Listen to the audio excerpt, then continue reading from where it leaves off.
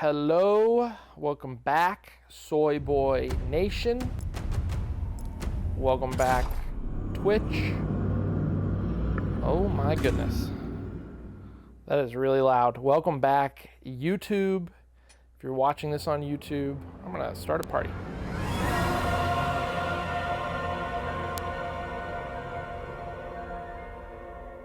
Look at that. Look at that beautiful achievement. Okay. Let me see here. We're gonna turn this down to 20? 20? Maybe 10. We'll try 20. We'll see how that is. Yeah, we'll see how that is.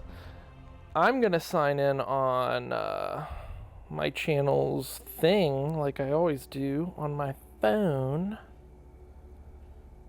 Stream manage. There we go. All right, we are back, baby. We are ready to roll. So I've been gone for a minute, and just you know, lots of busyness. Fun story, I'm a little bit geographically dispersed right now, so I don't have my normal controller. The only thing that I have that works with this mic is this ultra janky controller. And so we're gonna see how this goes. This might be, we might have to split this into a couple parts, depending on how this controller works out, because the left stick it's horrible. It like look at how I'm moving right now. I don't even know. I don't know. It just kind of twists and turns in ways that I don't like.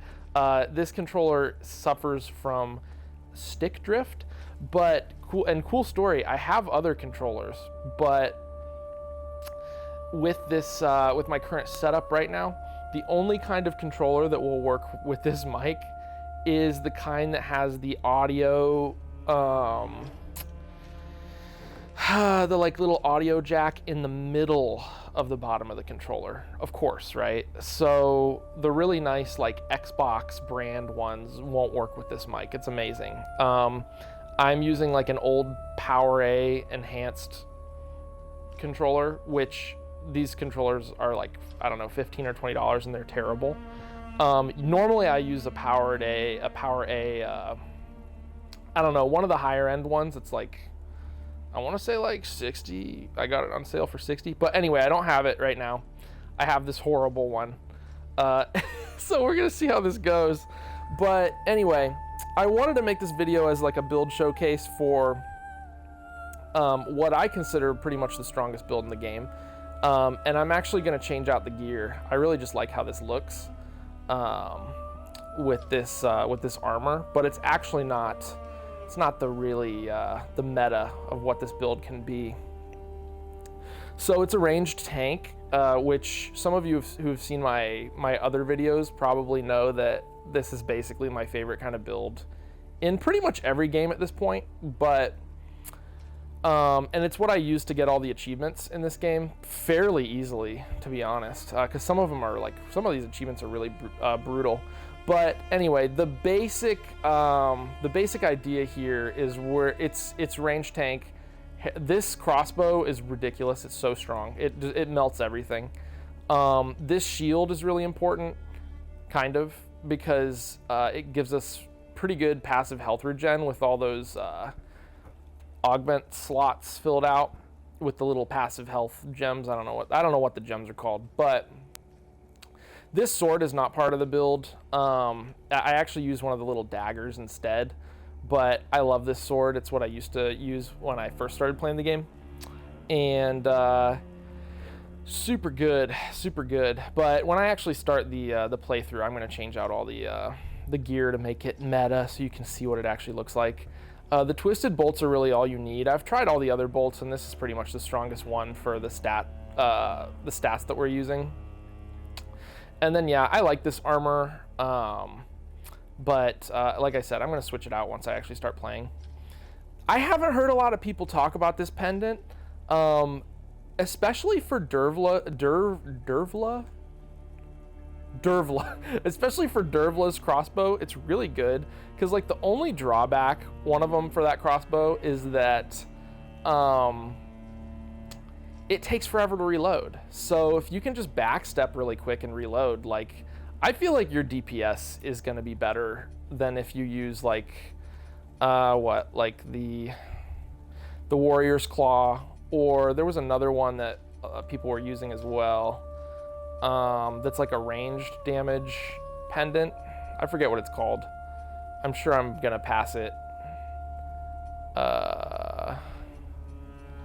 Is it this one? Oh, Princess Sting. Yeah, that's, you have to make your equip load small for that, so I don't think it's worth it.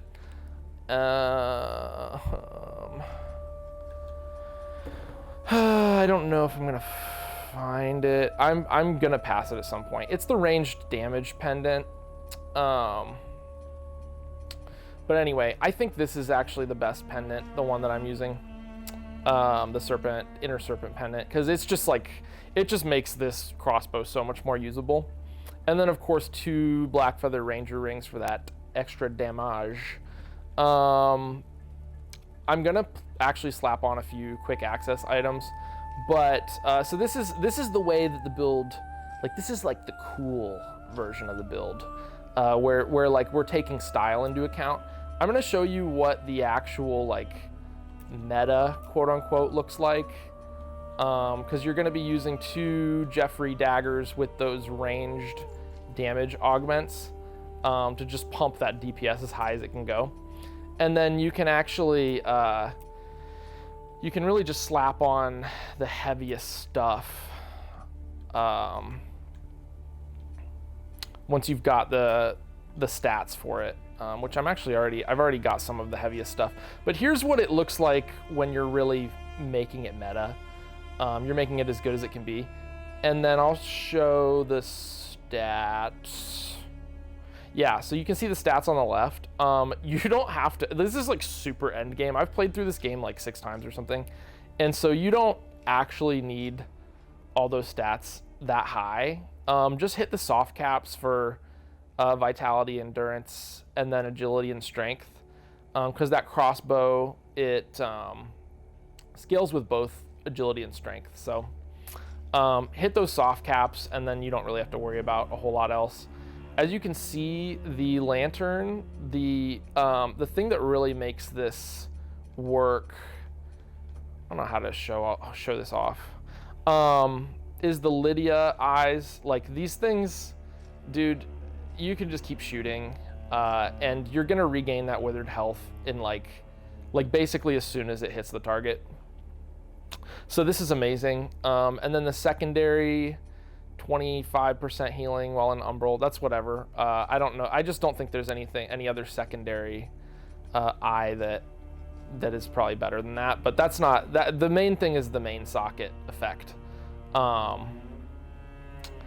Anyway, but so anyway, this is like probably as meta as it gets. But I actually still like to use this shield, and even with the shield, like once you get your equip load high enough, even with the shield, you still don't need the crafter's essence on it to make it 0, because you're going to be mid rolling no matter what, and mid rolling is completely fine. And then as far as consumables go, yeah, since I've played through the game a million times, I have a bunch of these satchels, right? And so those are super good for a couple of fights where you really don't want to be taking the withered health. And then, I don't know, like an extra healing item. I pretty much never use that, but you can, okay? You have the option. So the satchels are the main thing for a couple of the fights that are actually kind of difficult. Oh my god, this controller's so bad. I'm not gonna do like a crazy run through with like all of the, you know, super difficult skulls modifiers. Yeah, modifiers. Like I already did the Iron Man with this build. Randomized stuff. I don't care about any of this.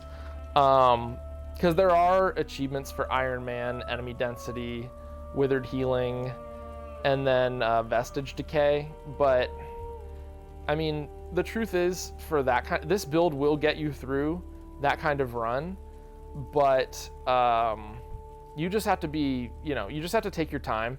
And then if you ever go into Umbral, you just save quit, and or no, you don't save quit. You use the desiccated moth to just take you back to your last bonfire, your last vestige, and that's really all you need to worry about for that kind of run. This build will get you there. The Radiance route is by far the easiest, in my opinion.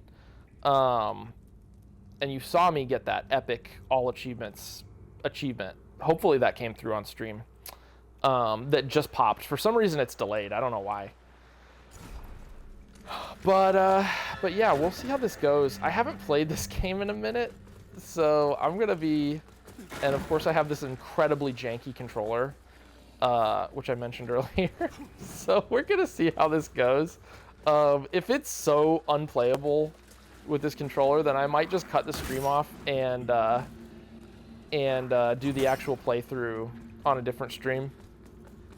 We'll see. But I was so angry because, like, as I said, I'm geographically dispersed right now for work, and so I left my other controller elsewhere, and this is the only one I could dig out that has that stupid audio jack in the middle of the controller, which is what I need for this audio setup. So, you know, we're working with what we have here. But yeah, I've been off stream for a while. Just been kind of busy and not really feeling up to the task. So a lot of stuff to catch up on. Oh, this is so fun. This intro tutorial is so fun once you've done it for like the seventh time or something. Oh no, can I not? Okay. I don't know if this controller is just not letting me lock on for some reason to stuff.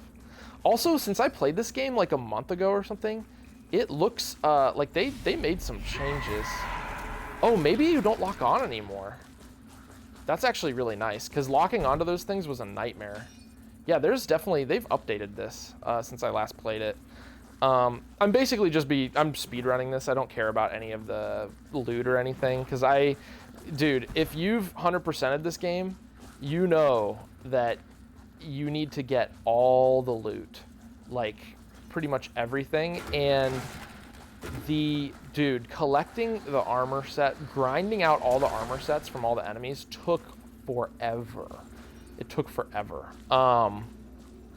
That's got to be one of the biggest like pain in the ass achievements I have ever done. One of them for sure. But it's finally over, and it was kind of a fun grind. I gotta be honest, like, that's not the kind of achievement that like gets me like upset, because you just kind of gotta grind it out, and when you're already having fun playing the game anyway, it's like not that big a deal. You can see we have that little bit of passive healing at the top, which is super nice, and because like I think you do take some chip damage. So that passive healing is super convenient. I don't think we need to rest. We haven't used anything yet. But this first boss is one of, not this guy, the next guy. It is, oh my god.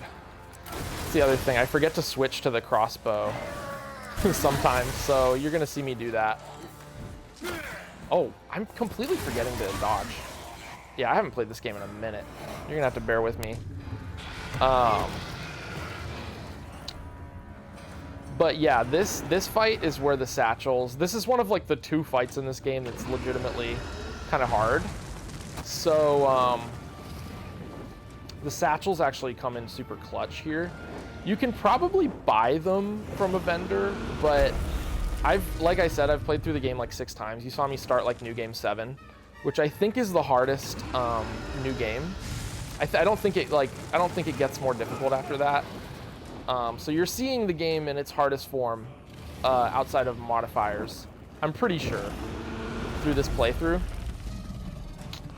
But yeah, those, oh my god, I keep forgetting to use my stuff.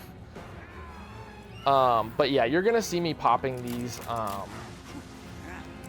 ammo satchels for this fight, just because, I mean, let's be real, this is an annoying fight. Like, this guy's kind of hard. And we're sacrificing some damage for comfort with this build, which is kind of typical for me. I'm not a sweaty, like, you know, DPS at all costs kind of gamer.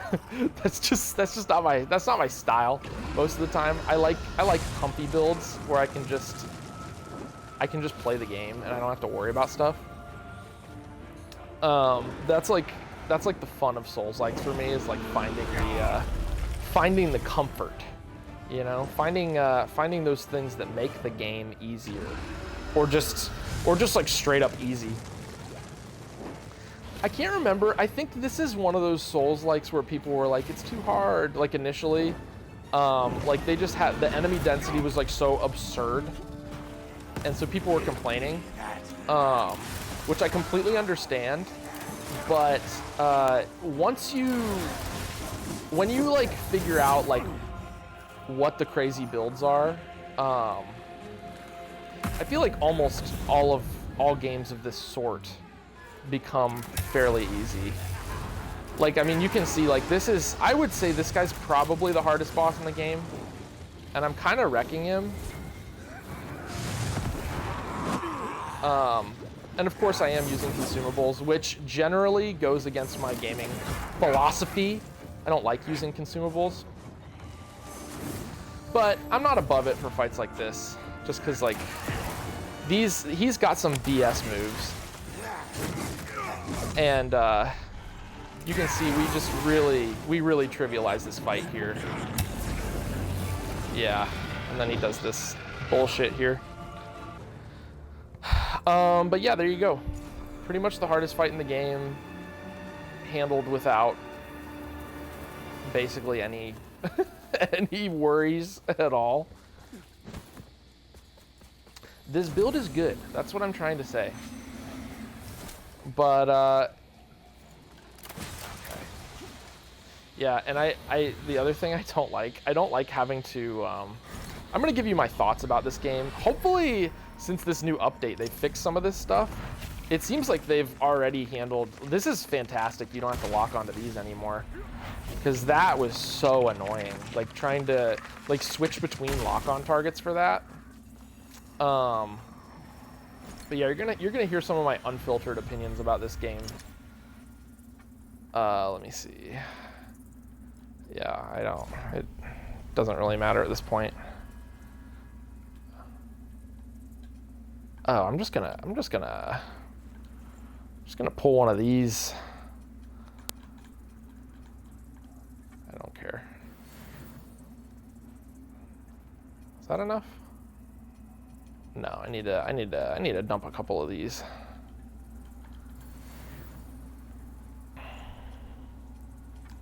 All right, there it is. Yeah, there's really no point in Radiance and Inferno for this build, I don't think. So, you know, by the time you're on your 7th playthrough, you're going to be maxing out the last of the stats that really matters for you. I don't play through every game that much, but this one, I found this game really fun. I think that it got a lot of flack, which it probably deserved when it first came out, and they've fixed, it seems like the devs have done a really good job with like patching and just like fixing janky stuff. I don't generally like the gimmicks in Souls-likes. Like, I kind of like just the pure Souls-like experience, and especially with this build, I think it's really annoying to have to switch between the lantern and the crossbow. But, like, I mean, the crossbow is where all the damage is coming from, so so you have to. And the idea of having this parallel, you know, hellish world is cool. I think it's cool, and obviously it's like the thing that makes this game unique, but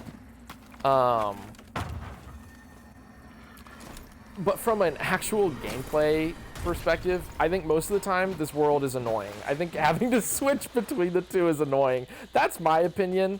And also, unless they fixed it with this most recent update, this game chugs. Like, you're gonna see a couple of points in this playthrough where, like, the frame rate, like, what is going on? And I'm pretty sure it's because the game has to keep that Umbral world loaded in the background, like, all the time while you're running through the normal world. Oh, I'm actually gonna grab him. You don't need summons in this game. Like, it's, you know, the bosses, with this build, like, the bosses are perfectly doable without them, but it doesn't cost anything, so I'm like, whatever. I just grab I like having allies. I think it's fun. But yeah, you can see there's just not a whole lot that bosses can do. They're a little bit helpless, and I screwed that up. Because she was in a state where you can't really damage her. So that's nice. But you can see, like, that's another drawback of Deathless crossbow is you do chunk your own health when you're using it. If you miss those shots and you don't get that Umbral health back, you're putting yourself at risk of dying. That's like one of the only things that you have to watch out for. So occasionally you're gonna have to pop a Sanguinarix or for like those harder bosses, just use the ammo, the crossbow refills. Wow, that last attack really came close to killing us there. But yeah, for the most part, like, this build trivializes. It trivializes everything. The other boss that I think is hard, which again, it's just like with the Reaper, you're gonna have to use those, the crossbow, you know, consumable refill, the ammo. The only other boss aside from Reaper that's like that is the Umbral ending boss. Like, that boss is kind of rough. That's a rough one. All right, we're gonna rest. Yeah, I feel like they changed the UI a little bit since with this update. It just looks a little, stuff looks a little different than how I remember. Oh yeah, this guy. Well, I'm stoned. A group of good against a Give me the key. Whatever the cost to ourselves, that heretical. Give me that key. In Radiance, judgment. All right. Our Immaculate Lady will bring redemption. Yeah, and even with the vestige decay, like the severe one, where you don't have any more bonfires, as long as you've got tons of the little lantern fetus things, I forget what those are called. You can make your own bonfires as you go, and it just makes the game very doable with that modifier on.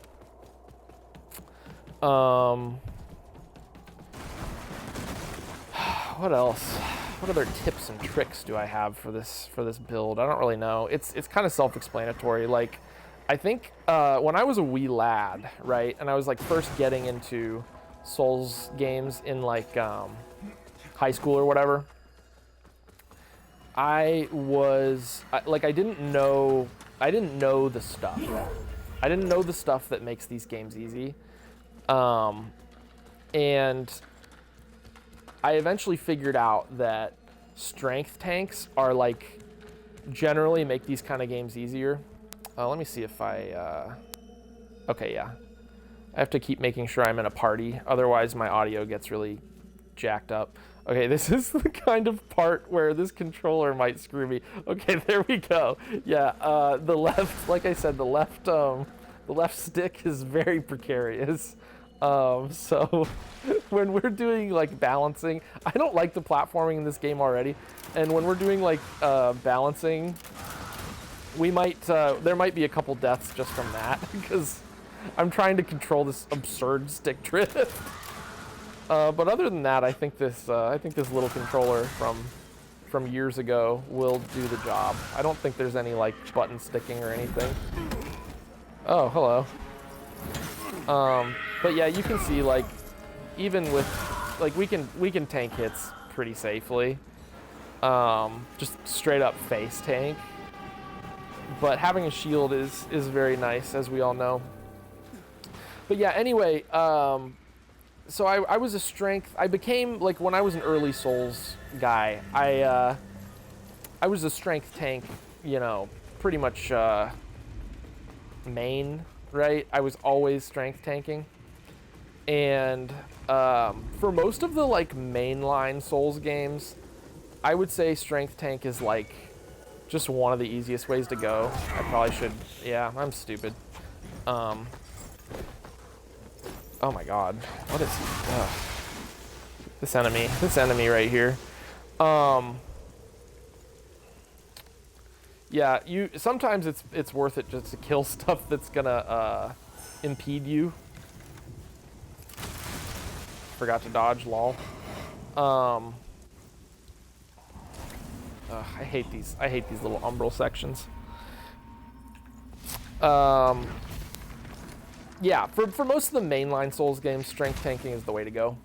But over time, at least with Souls likes, I've found it's interesting. Souls likes, they sometimes teach me more about Souls games in general. And I don't remember which Souls like probably was the first time I used a ranged build. Because most, like the mainline Souls games, you really can't like, you can't use a crossbow or like a bow and arrow as like your main form of combat. It's usually, you can use it to cheese stuff from afar, but most of the time you're gonna need something to actually like play the game normally with as you're just running through. So that's where strength tank comes into play, right? And then if you gotta cheese something from far away, like by stocking up 999 wooden arrows or whatever, then you do that, you know, you just do that. But for a lot of these Souls likes, there's really, and that's one of the things I like about this game, there's really viable, like ranged stuff, you know?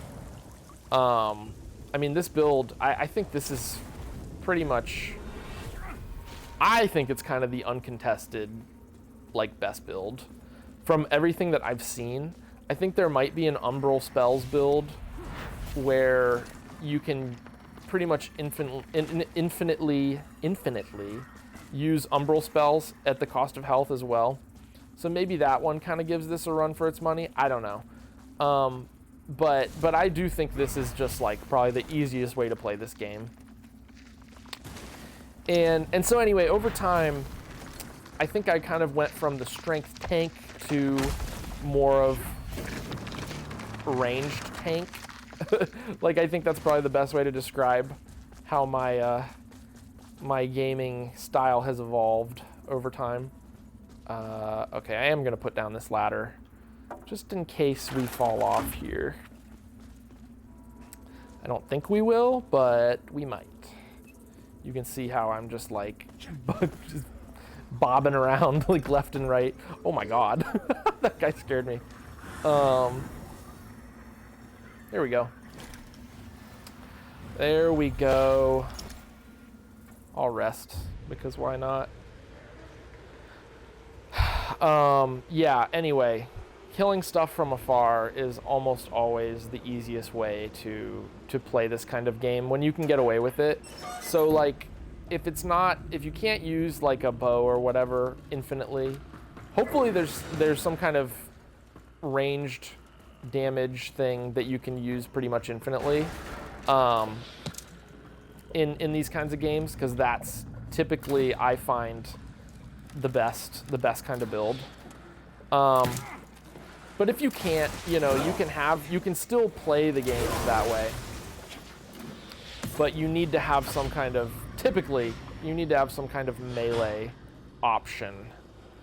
One of the cool things about this game is I don't need to use melee at all for this build. It is that good. and that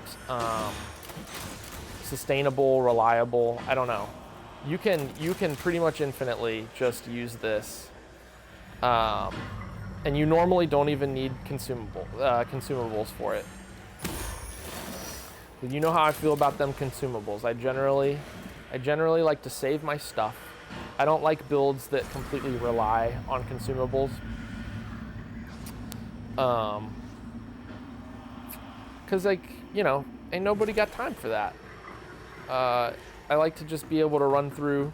I want it to be I want my build to be self-sufficient without that. I don't know where I was going with this. Ranged tanks. I think ranged tanks are pretty much just about always the easiest way to play these games when you can get away with it. That's my thesis. Okay.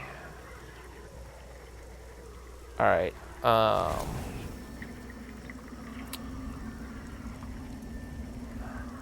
I'm trying to decide if this game looks better after the update or if it looks the same. I don't know.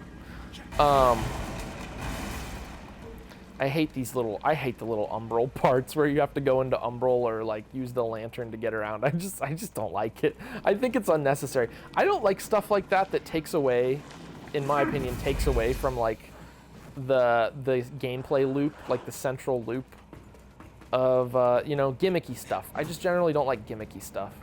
Gimmicky bosses can be cool, but when it's like a gimmick in the that you have to use for like the whole game, it's like a central part of the formula, of the formioli.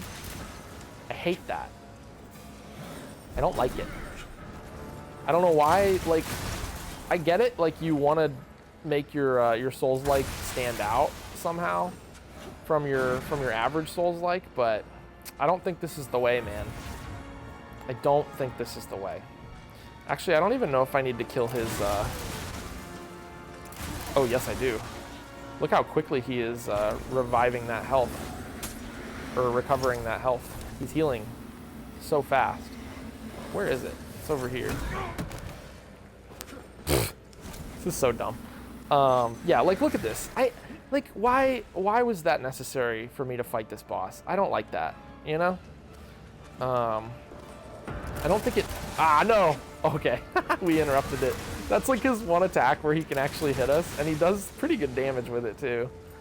Because he just makes that, like, it's like that AoE when he knocks his bell. Yep, well, there you go.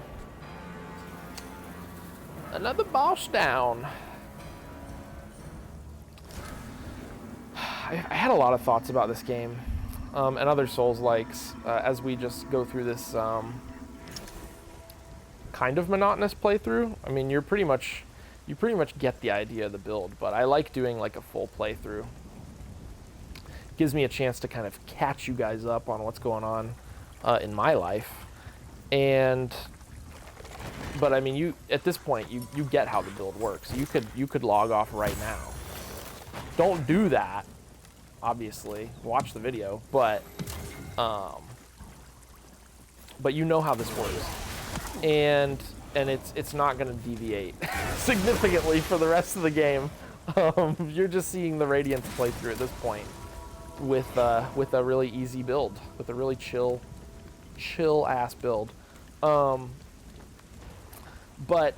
yeah, no, I've been kind of busy and I haven't really been feeling up to streaming, to be honest, because most of the time I just want to play a game, and I don't like.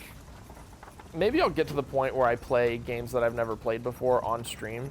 I've thought about that, but for the most part, I like to just mess with games that I like for a really long time, and then play them on stream. Like the build guides and the like quick plays. I don't want to call them speed runs because like these are like not legitimate speed runs. They kind of are, but I'm not going to be breaking any records here. Oh yeah, something to note here. So when I did my Vestige Decay, Iron Man. I don't know. I think I did that like I think I did just like one really intense playthrough. I can't remember. To just knock all those achievements out. This was the route I think I came first, and I just went to the end of that route. I'm pretty sure. And then I transported back to the central bonfire and went the other way. I'm pretty sure that's what I did. I can't remember. It's easier to do it that way because you're not going to have that that vestige that we just got there. So you're just going to have to pick a route and commit to it. Because there's obviously a couple different routes you need to go, branching paths in this game, that you need to go to complete the Radiance ending. So that is my pro gamer advice there. Just pick a route and commit to it for your Iron Man playthrough. And I think I went that route first because it's the harder of the 2 or 3 routes that you need to go to actually complete the game. So, so if I died on that one, I wouldn't have wasted all that time going on the easier route first. That was kind of my rationale. Because like, who wants to play through half the game and then die once and then get sent to... I hate that. I honestly, I kind of hate that that's an option and an achievement too. The one thing that probably makes this game reasonable in terms of having that achievement is that you've got you've got 2 chances every time, right? Because if you die in this world, you get transported to Umbral. It's not a big deal, you know?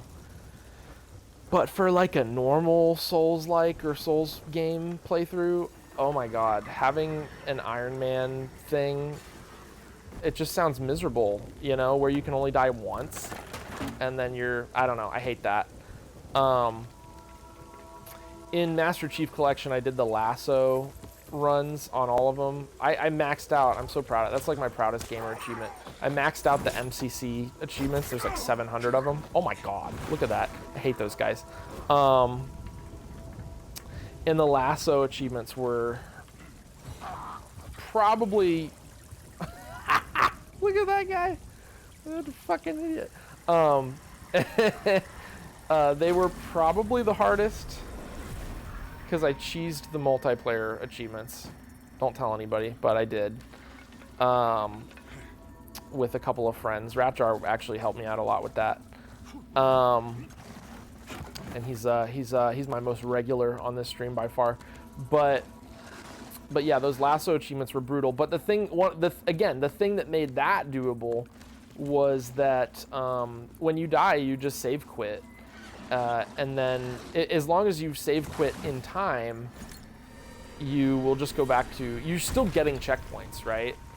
So, and I'm sure Bungie left, or Bungie, 343, whoever, 343 made those achievements. Now they're Xbox Studio or something, I don't care. You know, they sucked, they sucked before and they still suck. But, I think they left that in intentionally so that people could actually so that the lasso achievements were actually doable. And again, that's what makes this game doable with an Iron Man kind of lasso run, right? Is that it's not actually just one death that will set you all the way back. You can absolutely cheese it with the desiccated moth whenever you die and go to Umbral. There's a couple, but with that being said, there's a couple parts in this game that are really frightening. This is actually one of them. Very frightening to me on the Iron Man run, because as you can see here, you have to go into Umbral and stay here for a minute to get all of these stupid Umbral, what do you call them? These like Umbral bodies to unlock this door. So this is a scary moment in my opinion. This is one of the scarier moments in this game from a Iron Man perspective. Luckily it's early on, so if you die here, I mean, and it's not super dangerous as long as you don't like fall off or whatever. There's really not a whole lot of threats here, but there are a few times where you have to do a little bit of platforming in Umbral. And by a little bit, I mean you have to like make a couple of jumps across gaps in the Umbral, and that is so terrifying to me. And they're pretty late too. They're pretty late game jumps where you have to make jump these little gaps in Umbral. And as we know, the platforming in this game is not great. So you could easily die. It's not like that they're super hard jumps or anything, but when you've gone through a couple of hours, you don't want to have to do that again. It sucks. So yeah, I don't like that at all. I'm happy that achievement is over, to be honest. Because I mean, if you like it, I mean, you can reasonably accomplish it in like a couple hours, right? It's really not that big a deal. Like a playthrough of this game, I'm not releasing her. I don't care. I've got everything I want already. But you know, you can do the playthrough in like a couple hours. It's not a huge deal. But like it feels like a big deal. You know, when you're doing a Deathless playthrough, it feels like a big deal. I'm in Umbral right now. I should have grabbed the little, I don't know what stuff is called in this game. The little bodies that take you out of Umbral. I should have grabbed one, but I forgot. It's not that big a deal. But anyway, I generally don't like these kind of achievements. The kinds where you have to do Iron Man, lasso, that kind of crap. I think it's stressful. I think it's stressful and not fun. But when it's a game that I really like, I'll suffer through it. Lasso I actually had a lot of fun with because I followed Silver Scorpion's guides. And I mean, let's be real. You pretty much have to follow a guide for Lasso unless you're like just like a a Halo genius god. Because those are legit. Those are the hardest achievements I've ever had to get, I think. Pretty much without a doubt. But getting back to the topic at hand, Souls-likes. Let's talking about those for a little bit. Yeah, I think people were complaining about the difficulty of this game, and I think it's the same as with pretty much every Souls-like. When you figure out what the good stuff is, like these games are not hard. Lies of P was one that I was thinking about, and I'll probably do a Let's Play or a build guide speedrun. I love that game. It is probably the best Souls-like.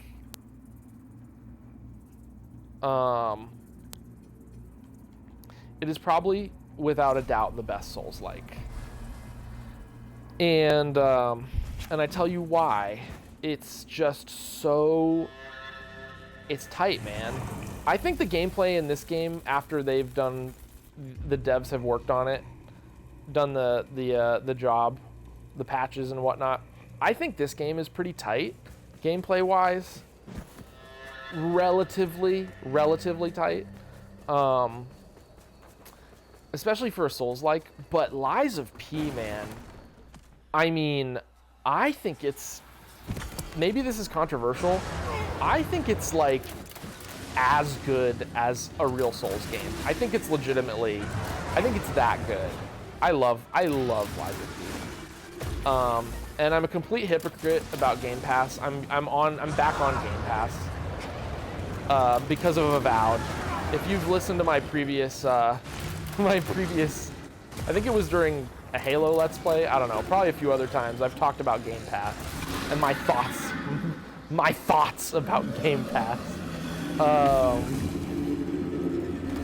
But as soon as Avowed dropped on Game Pass, I was like, okay. I already had Game Pass Core. I think just because I wanted to play some stuff online. I think Temtem was the thing that got me to get Game Pass Core. And you can get it pretty cheap with like online keys or whatever. But Avowed, it put me over the edge. I transferred my my Game Pass Core to Ultimate again. which was still a pretty good deal, I think, in my opinion. And of course I need to talk about Avowed too, because I played a bunch of that and I fell off over halfway through just because, like, I don't know, I got a little bored. I'm trying to decide. I think that drop might kill me. I don't know. I'm not doing it. But yeah, Avowed was enough to make me get Game Pass again.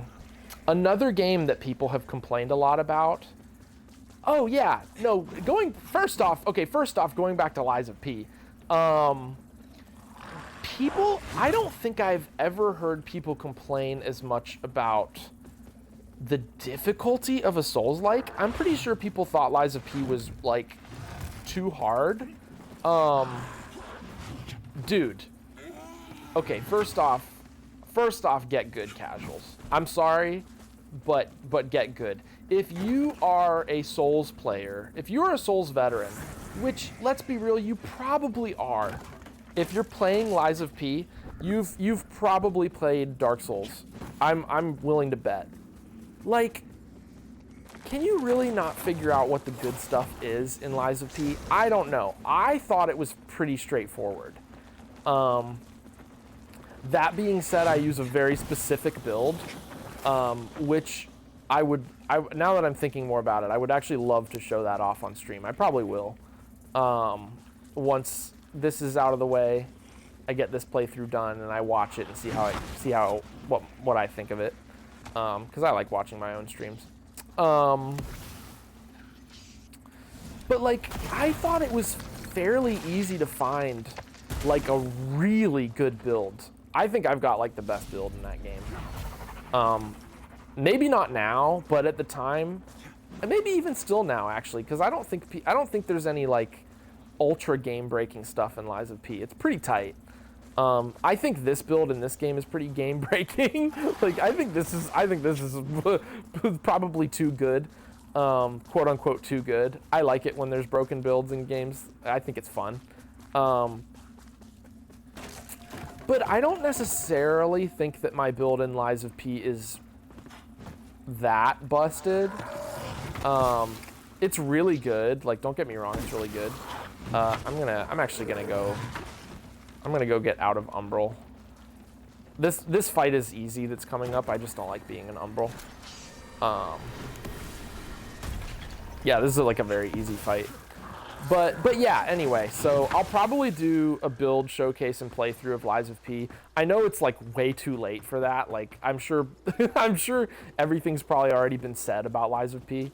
But I love that game anyway. I love that game. That's actually one of my like favorite games. It's just so cool. I love this game too, but I'm sorry. Lies of P is a special game.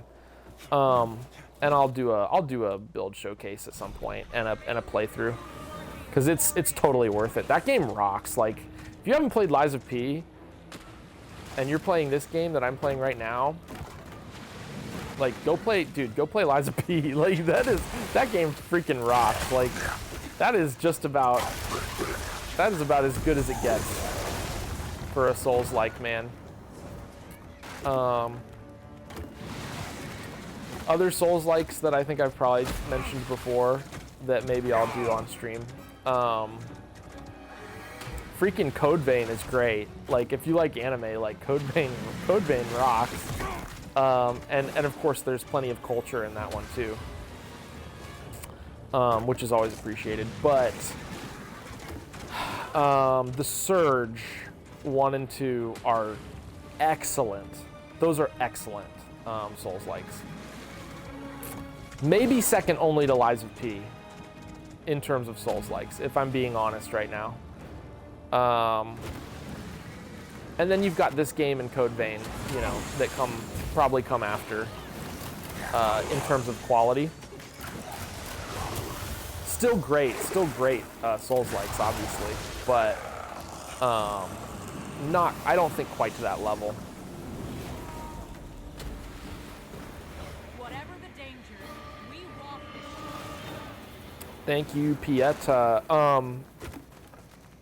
When I was first playing this game, I really liked, Pieta's awesome. Like, I think she's great. Just like in every way, I like her character. And I think it's cool that she's the first boss and then she just chills with you the rest of the game. Like that's pretty awesome. Maybe like the waifu of this game. I don't know. Tell me your thoughts. I don't know. But I used to like her for, and I still like her for boss fights because she is the only companion that will heal both you and herself. I'm pretty sure. And then you've got like, what's her name? I want to say like Fujikawa or something. I don't know what her name is. The mercenary that you have to hire throughout the whole game for that one achievement, which is kind of cool. I like the achievements in this game. The quests, I don't know how, and this is another thing that irks me about Souls-likes in general. I'm gonna rant for a second on this. Quest design in these games, like what is up with the quest design in Souls games and Souls-likes? I mean, can I get an F in the chat for, for these freaking quests that take... I mean, I don't know how you do it without a walkthrough. Like, I just don't. I don't know. Maybe it's partly my gamer brain. I don't get it. But like, holy crap. Trying to figure out how to do the quests without, you know, hitting one of the 50,000 failing conditions. Like, I think I had to do a separate playthrough of this game for almost like every NPC quest. It was absolutely absurd trying to nail down all of the quests. Like, I like the quests themselves, but why do they have to be so cryptic? And not just like cryptic, but like, why do they have to be so finicky and high maintenance, where it's like you hit a point in the game and it's like you're locked out of like 3 different NPC. Like, I don't know, every NPC quest has like multiple different things that if you go too far in the game, you fail. Like, I'm sorry, I hate that. And it's something that I've always hated. Well, I don't know. It's something I realized that I've always hated about pretty much every Souls game and or Souls-like game. I just don't understand why we have to follow these Souls trends with every game that's even remotely similar. Like, can we just like say goodbye to that at this point? I don't know. Maybe some people like it, where it's like a puzzle that you have to figure out or something. I don't know. I think for the majority of gamers, it's just a nuisance. I think it's annoying. I think, you know, I'm not saying like you have to give me like quest markers and stuff like that. But just like, can we just not make them so freaking finicky? I don't know. I don't get it. I don't get it. It's frustrating. It's frustrating and annoying. Like, can we just stop with that? There's a few other things I think that Souls likes tend to. All right. There we go. Can we not right now, soy dog?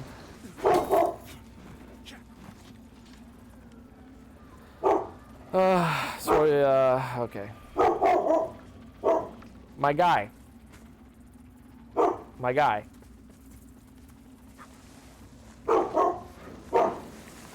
It's probably a package. It's probably just like a package. Dude, stop. I know you're doing a job. He's doing his job as a good boy, okay? He's a good guard boy. But it's annoying while I'm trying to stream. And I'm pretty sure Soy Wife was like, you know, there's a package that's gonna come. When I'm finished with this stream, I'm probably gonna grab it. But anyway. What were we talking about? We were talking about, yeah, stuff that Soy likes. Stuff that Souls likes. Copy from Dark Souls games that needlessly copy. Let me see. I'm trying to decide if the sound is a little too, like, I feel like the sound is a little too, it seems loud. I don't know how my voice is coming through. Yeah, dude, I don't get why the quests have to be like that in every game that's similar to a Souls game. And then a couple of other things, like the lack of music in almost every Souls-like. I swear it's just because Dark Souls games do it. Like, there's no reason that we need this quiet ambience like in every one of these games. Like, I appreciate, like, how do you not love a game with a good soundtrack? Like, and I don't know, maybe like it could be like a budget thing. Like, I'm sure it's a way that they like save money, and so they can put more resources into like the stuff that's really important, like the gameplay. You see, we didn't even have to bother with her with her little blue ball, her blue balls. The freaking what do you call those things? Again, I don't know what this crap is called. That's in Umbral, where you have to make them pop. You have to explode them with the lantern. That are bullshit. I hate those things. That give her like regenning health, or like some enemies, they just make their health bar completely white, so you have to destroy them because the white health bar cannot be damaged. I hate that shit. I hate gimmicks, dude. But you can see this build is so strong. You can just power through. You can just power through her whole health bar before it even has a chance to like regen or whatever. Yeah, I mean, like, some of the best games, I'm not gonna let this go either. It's fine. It's cool for like the first couple of Souls games to not have any kind of you know, soundtrack for when you're just traversing the world. Because there are legitimately very good boss, you know, themes in Souls games.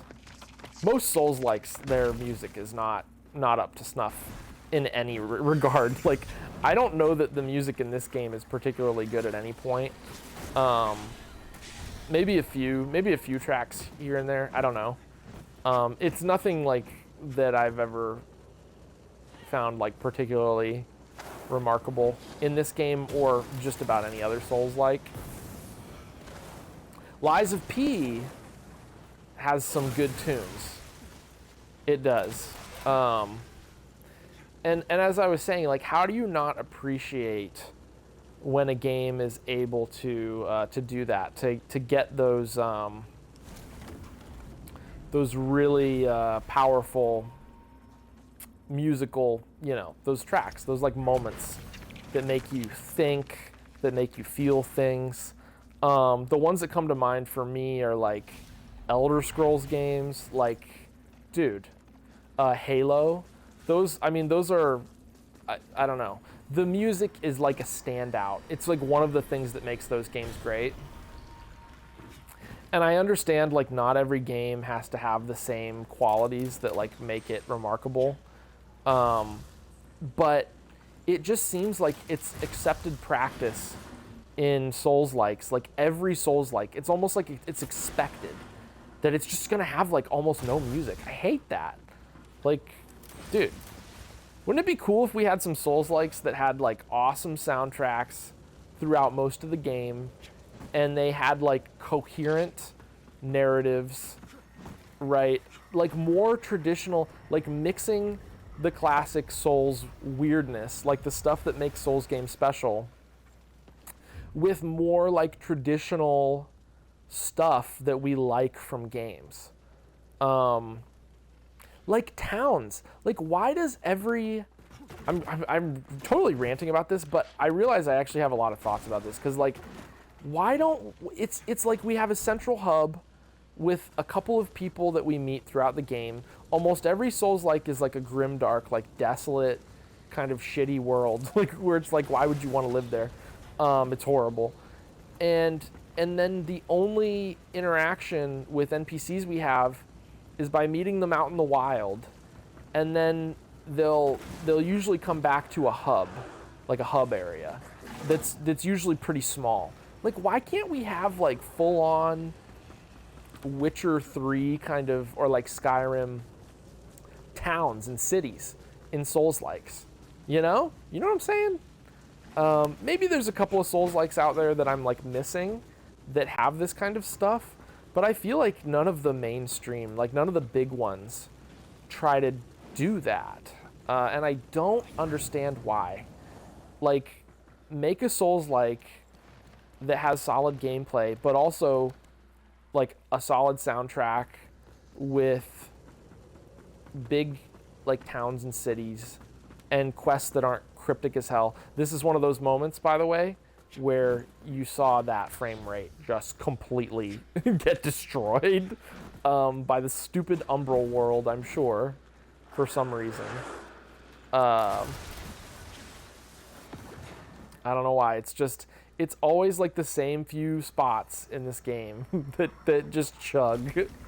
And when I say chug, that's a nice way of putting it. It's like unplayable. You have to like just run through it because you're getting shot by stuff. You're getting like killed by enemies and whatever. It's really obnoxious. Yeah. Like, take out this, like, if I were to go back and change this game, I would take out the Umbral world. You know, they spent tons of time and tons of work on it.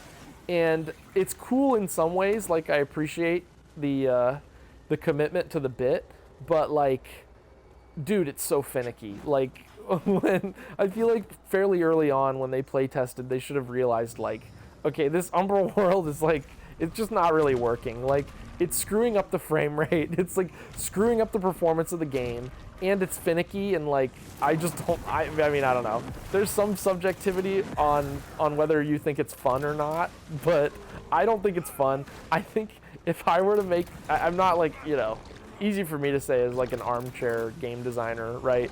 But like, if I were on the team that made this game, I feel like early on, it would probably become fairly apparent that the Umbral world is not really working out the way that we wanted it to.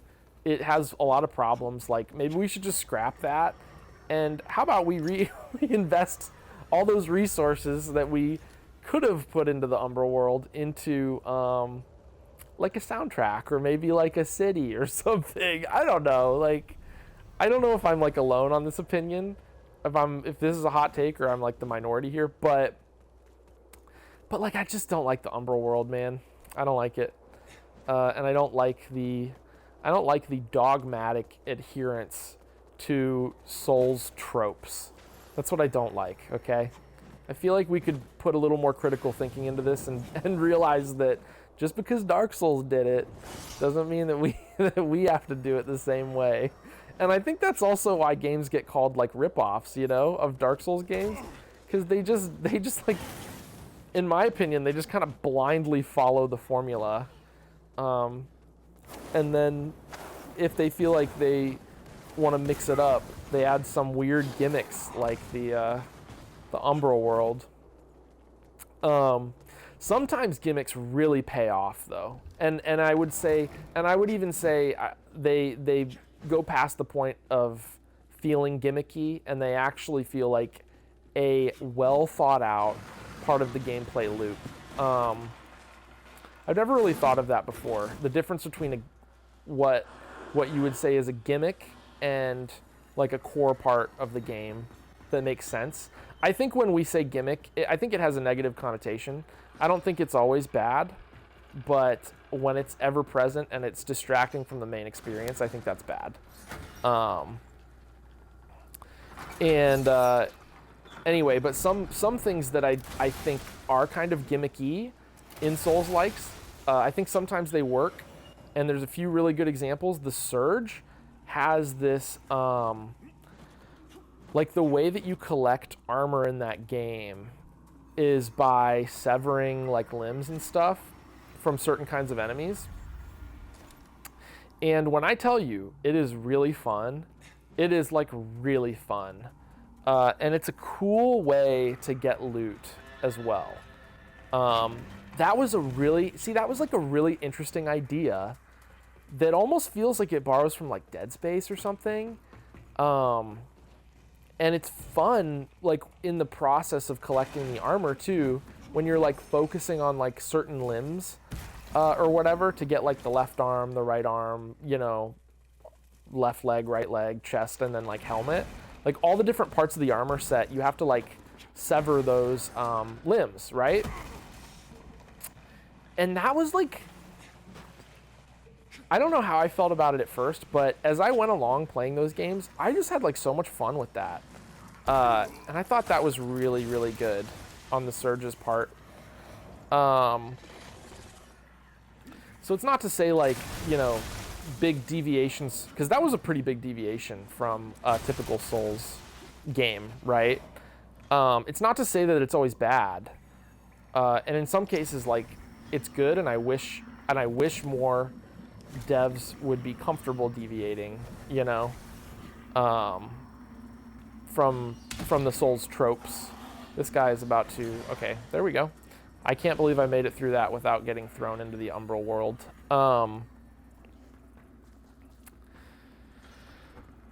But yeah, sometimes the gimmicks really pay off. I feel like when they've tested it, like, I feel like when they've actually tested their game extensively and decided, like, oh, this is actually enjoyable.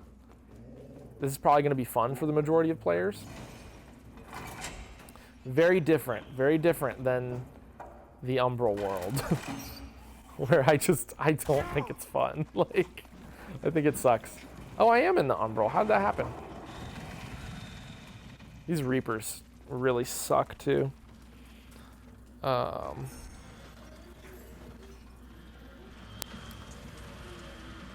course, I get kicked out of my party.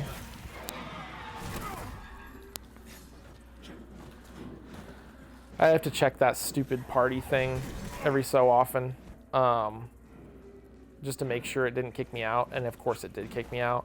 And this is a game you can't pause, because why would you be able to pause in a Souls-like? I don't know. When you're playing offline, like, another fascinating choice. I don't know.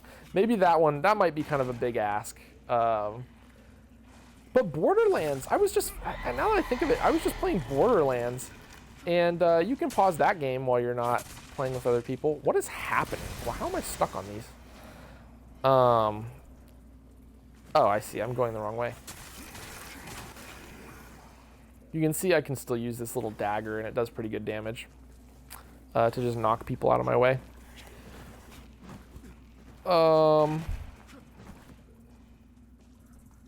Code Vein.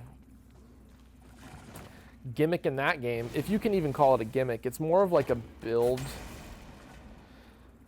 I don't know, a build thing, like where you've got these, where in the F am I going? I don't like this. I don't like this part. If you can't tell, it's not, okay, here we go. I think this is the right way. Code Vein has these, like, I'm tempted to call them shells, because it reminds me of like what Mortal Shell did.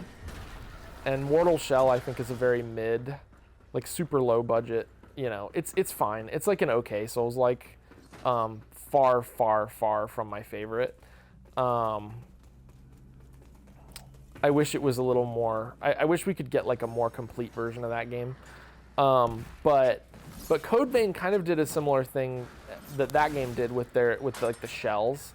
I don't remember what they're called in Code Vein, but you can basically collect like what are essentially shells that give you different, you know, stats and abilities. And so you don't actually level up in the traditional sense of like allocating stats, right? Deciding how to allocate stats, which is a little bit of a bummer because I like that in most Souls games, but instead your build variety comes from your equipment essentially, and whatever like shell that you're using and whatever abilities you have equipped.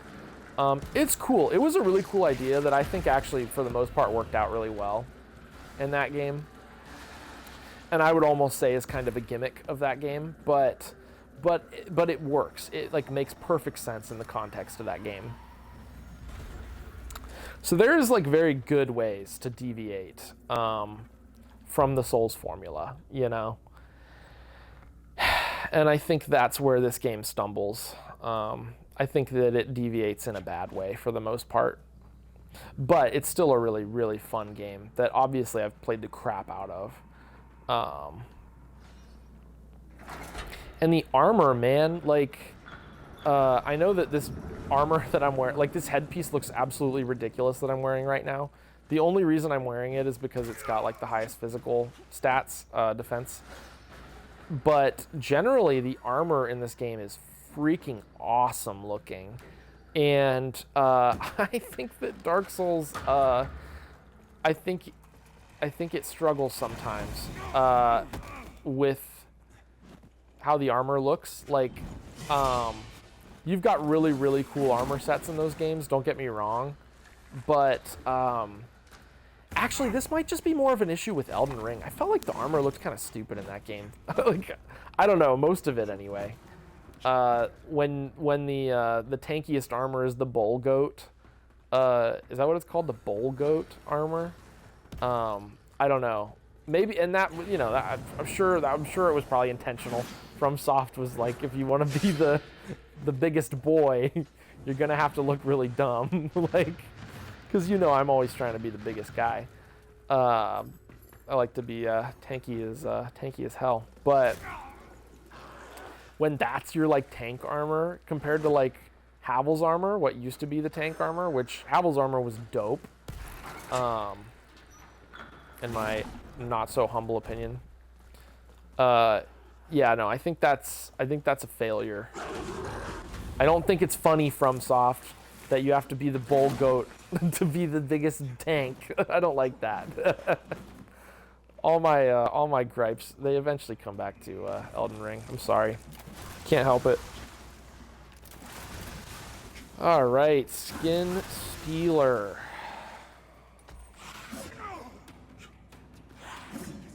Yeah, you got to remember to take advantage of this dodge amulet, this dodge reload amulet, because it is so good. As you can see, like, it just makes every fight like just buttery smooth. Whereas like you look at the reload animation, oof, that's a little rough, you know? It's a little rough. It's not super long, but like when every little millisecond counts in a fight, like the backward dodge or whatever is just so much smoother to reload. I love that about this build. I love it. And it's something that I haven't heard people talk about, so it makes me feel special that I feel like I kind of discovered it. That and the shield with the health regen, I think, are the biggest deviations from the standard, your standard kind of ranged build that you'll find in most videos. I really like the shield. I love the shield. Again, I think it looks silly. I think it looks kind of silly, like you're carrying like a statue around, a huge statue around. I wish it looked cooler, but I think it looks kind of stupid. But it's good, man. Like, when you just need to get a little breathing room, it protects you against like everything. And the stability, I don't know what the equivalent of stability is in this game. In Dark Souls, it's called stability. I think in all the Dark Souls games, how much stamina is chunked away by getting hit with the shield. This shield is like ultra stable, and there's like very, very little chip damage in most cases. Really, really good. I think it's a great addition. When you can have it all, why not have it all? You know, sacrifice a little DPS. It is sacrificing like 30% DPS versus just having another Jeffrey dagger. Because the Jeffrey dagger, you give it 3 of those ranged damage augments. They're each 10% each, if I recall correctly. But this build already does amazing damage, and it's not like we're just trying to blow every boss out of the water. Like, you have to consider mobbing as well. And so that's why in most of my builds, I like to make them comfortable for every situation. It's just how I roll, man.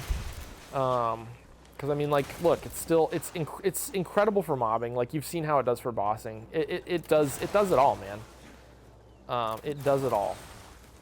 So when you're doing your Iron Man, no vestige, high enemy density, insane run, use the build, use that desiccated moth. You'll be unstoppable, I promise. And the only scary parts are going to be where you have to jump across something in Umbral. That's the only scary parts. And it should take you a couple hours to do that playthrough. Oh, and have the consumables equipped for like that one boss, and then you'll be good.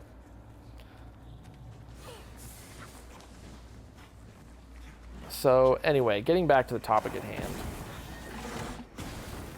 I think that's all I have to say about Souls-likes for now, and Souls games. Making sure I'm taking the correct route here, because you do eventually have to backtrack through this way. Oh boy, a little seepy. So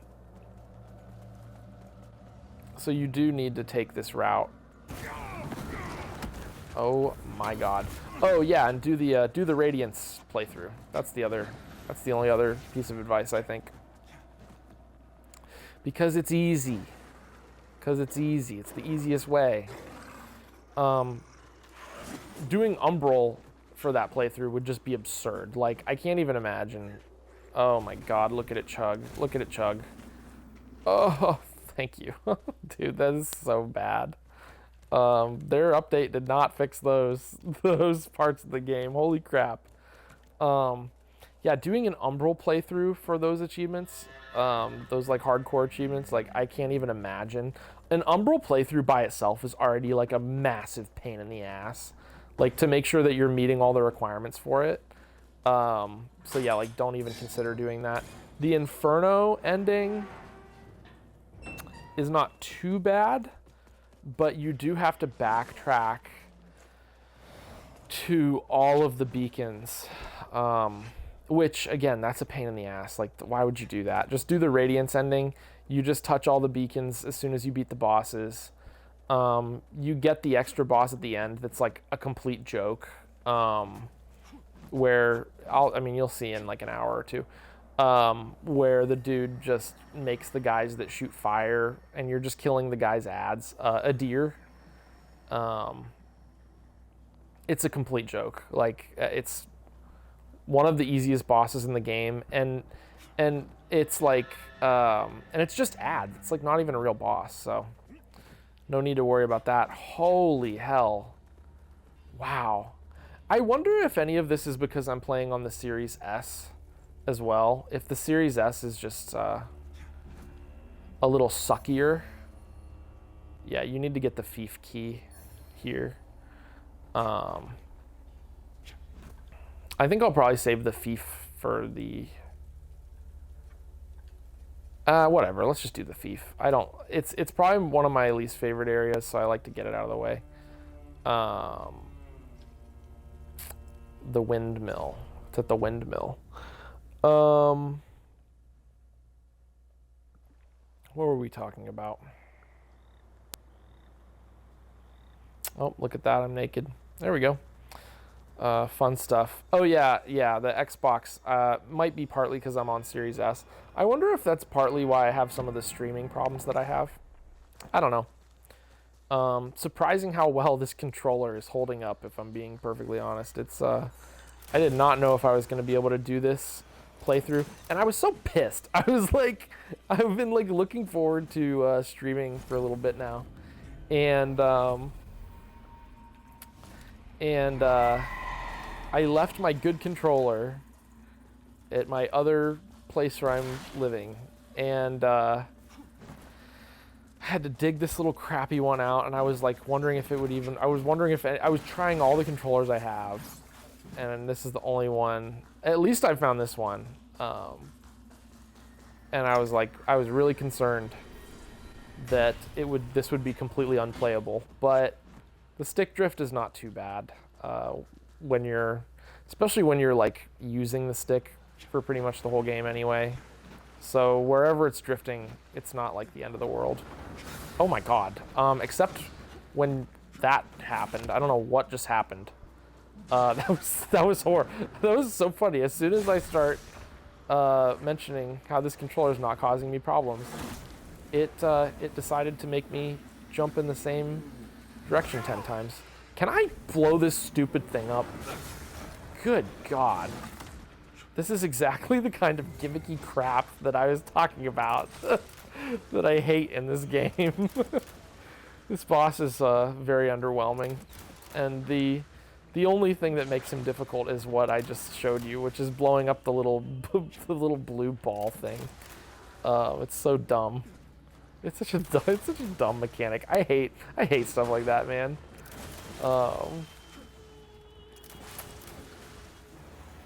Yep, there you go. Yeah, the Fief, it kind of looks cool. It's like, I think it's kind of a cool looking area, but gameplay wise, I'm not a huge fan. I gotta be real. We'll get this bonfire. There we go. Did I have any other thoughts about... My tummy's making the rumblies. That's probably going to come through on stream. I am a hungry guy. I think this is probably going to be another hour, maybe, something like that. Then I'm going to have to get some num-nums, yo.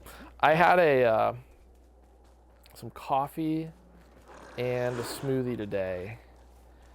And Soy Wife, you know, she makes pretty good smoothies, but we were like out of like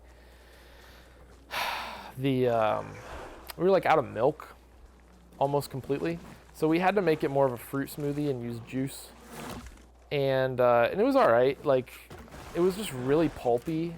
Like, I think we need like a better smoothie maker, a better blender. Our blender kind of sucks, so it was just like really pulpy, and it doesn't, when it's not like a protein smoothie, it doesn't really fill me up super well. Like, I didn't plan to talk about smoothies on this stream, but I'm gonna go ahead and like drop some truth bombs about smoothies. This is not an opinion. The best kind of smoothie is a protein smoothie where you've got like protein powder, lots of like milk to make it drinkable. Like, you don't want like, I've been kind of like getting into the smoothie game for a little bit now. The smoothie space, if you will, and the worst thing for a smoothie, there's a couple of things where I think people go wrong with this. If it's super pulpy, where you're like chewing your smoothie, like that's kind of fucked up in my opinion. I'm not gonna lie, I don't think that's like a good smoothie, you know. Oh my god, what just... Dude, did you see that dog fall on me and then disappear into nothing? What the fuck was that? Dude, I wonder if it hit like a point where it was... The game realized it's not supposed to be and it just killed it or something. I don't know what just happened there. I thought that was one of the wolves that just dropped on me, right? That's totally what it looked like. Can we just put the ladder down? Holy shit. Yeah, no, I don't consider this an opinion. I don't think, you know, I don't think I'm saying anything like controversial. I don't think this is like profound, but I have been getting into the smoothie game, and for all you fellas out there that are listening to this and you don't know how to, you're like me, you have no idea how to cook, and I don't know, maybe you're trying to get swole. You don't, I'm not like a dietitian or anything, okay? But you don't need to drink the gallon of milk of whole milk every day. All right, that's I'm telling you right now, that's a lot of saturated fat, which is bad for you. In case you were wondering, you don't want too much of that. I learned all this from Soy Wife. She's kind of a professional in this field, but you don't need the gallon of milk a day, man. Make yourself get off your ass, get to the grocery store or use delivery or something, and get you some stuff to make a really solid smoothie. And when I say smoothie, I'm talking about a protein smoothie. None of these little fruit smoothies. You still put fruit into it. Okay, that is one of the central ingredients. But I would not call it a fruit smoothie, like a tropical smoothie. It's ultimately, at the end of the day, it's a protein smoothie, okay? Understand that, it's very important. And if you do it right, you can potentially feed yourself for like the whole day. And you can get just about everything the body needs. I know it sounds crazy, but you can do it. I promise you can do it. If I can do it, I promise that you can do it. I'm a dumbass. I don't know things about food. I'm going to tell you what to get. All right, so listen up. The most important things that go into a protein smoothie. And, you know, this is going to vary a little bit based on your... Oh, my God, that's such stupid shit. What just happened there? Oh, it forces us into the umbral. Isn't that nice? So dumb. I should have blocked that. I'm sure I could have just blocked that. Okay, the most important things, of course, it's going to depend on your personal preferences to some degree. For me, I'm putting a shitload of peanut butter in that smoothie, okay? Peanut butter is such a hack. It will fill you up and it will give you good stuff, okay? It gives you like protein, probably some other things. But this is going to be like probably the bulk of the actual like caloric intake of your smoothie. If you don't like peanut butter, I'm sorry. Maybe you can sub it out for something. Put a little extra protein powder in or whatever. Protein powder, I think, is another good addition to a smoothie. Apparently protein powder, for those of you who haven't like thought of this, I don't know. I've had conversations. I've done a little research because I've always tried to decide if protein powder is like quote unquote good for you. And there's like those people out there who are like, you know, it's got heavy metals in it or whatever. I don't know. I'm not claiming to be like an expert, but I guess protein powder is considered like a supplement, and so it's not FDA regulated. I mean, correct me if I'm wrong, but like, so I think protein powder is a little bit sketch. It's a little sus, but I'm sure, I mean, I don't know. Like if you're like working out consistently, which I'm not, but if you are, at this point in my life, I'm not. I was, but I'm going to get back into it when I'm not, you know, as busy, which is like, you know, probably what everybody says. Anyway, I'm sure if you're getting like exercise, it's probably fine. There's probably like certain protein powders that are better for you, whatever, that don't have like, you know, lead or whatever. I don't know what they're finding in protein powders now. But I do think it's a good addition to a protein shake. So there you go. That's the first couple things. Oh my God, the frame rate. Look at this shit, dude. It's unbelievable. So yeah, protein powder. I wonder if this is gonna be like my podcast. My stream is gonna become like a bro science, you know, sort of thing. At least for right now, it is. I'm probably not the best person for this kind of advice, but I do think for the fellas out there that don't cook, the protein is the way.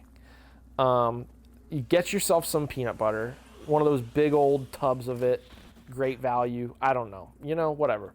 It's cheap. And then get yourself some protein powder that you feel like you can live with. These things are like the base of your smoothie, along with like some milk, of course. I don't know, whole or 2% or whatever, or soy milk. Like we are soy boy, and I do tend to use a lot of soy milk. You know, I think soy milk is one of the better milk substitutes if you're not like a big dairy fan. Anyway, these things are the core. This boss sucks. Complete dick, by the way. I hate this boss. A gimmick fight that I just don't think works at all. So yeah, those 3 things, kind of the base of your smoothie. Get you some like Greek yogurt, which is supposed to be good for you. Get you some veggies. When I say veggies, I mean like spinach. Throw some of that in there. Get your micros, okay? I know we're all trying to get big and build lots of muscle. But you still need micros. They're good for you. Get some spinach. You won't even notice it's in there if you blend it up real well. Get you like some frozen mixed fruit. Very affordable. And like bananas. I love bananas in my smoothie. I don't know what kind of disclaimer I need for this. This is not like official like health advice. It's just what I do. And I think you can do it too. If you're a guy, you're trying to get your calories, maybe you're trying to bulk, I don't know. Put all that stuff in. And then Soy Wife got me onto like chia seeds for fiber, or flax. But chia's got more fiber, and they're also kind of bigger. I think they kind of screw up the smoothie a little more. I don't know. Forgot to dodge. LOL. Yeah, and so that's basically it. I mean, you can add other stuff if you want, but just make a big old smoothie. Something that I realized after, you know, I've been in the smoothie game for a little bit, a minute here. If you're gonna do it, try to do it right. Like, and eventually, when you're like me, you probably don't even need to measure stuff anymore. Like, I hate measuring. And so I just throw a ton of everything in there. And then you can like drink it throughout the whole day. You can make your big old smoothie. It could be like 3,000 calories or something absurd like that. I don't know. And you're giving yourself like everything the body needs, supposedly. And but something that I learned fairly early on in my smoothie journey is that you gotta add like a lot of milk. Wrapping back around full circle, like the worst thing, just about the worst thing for a smoothie, aside from it being way too chewy, like, you know, not blended up well enough, is if you do not have enough liquid, you need to add like a lot of milk or whatever, you know, juice, something, because you do not want sludge. You don't want your smoothie to be sludge. I think that's weird and gross.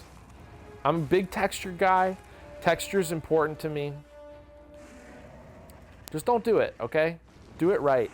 Get the right ingredients, which I've just mentioned. I should probably timestamp this in the video so that you can get yourself some good smoothies.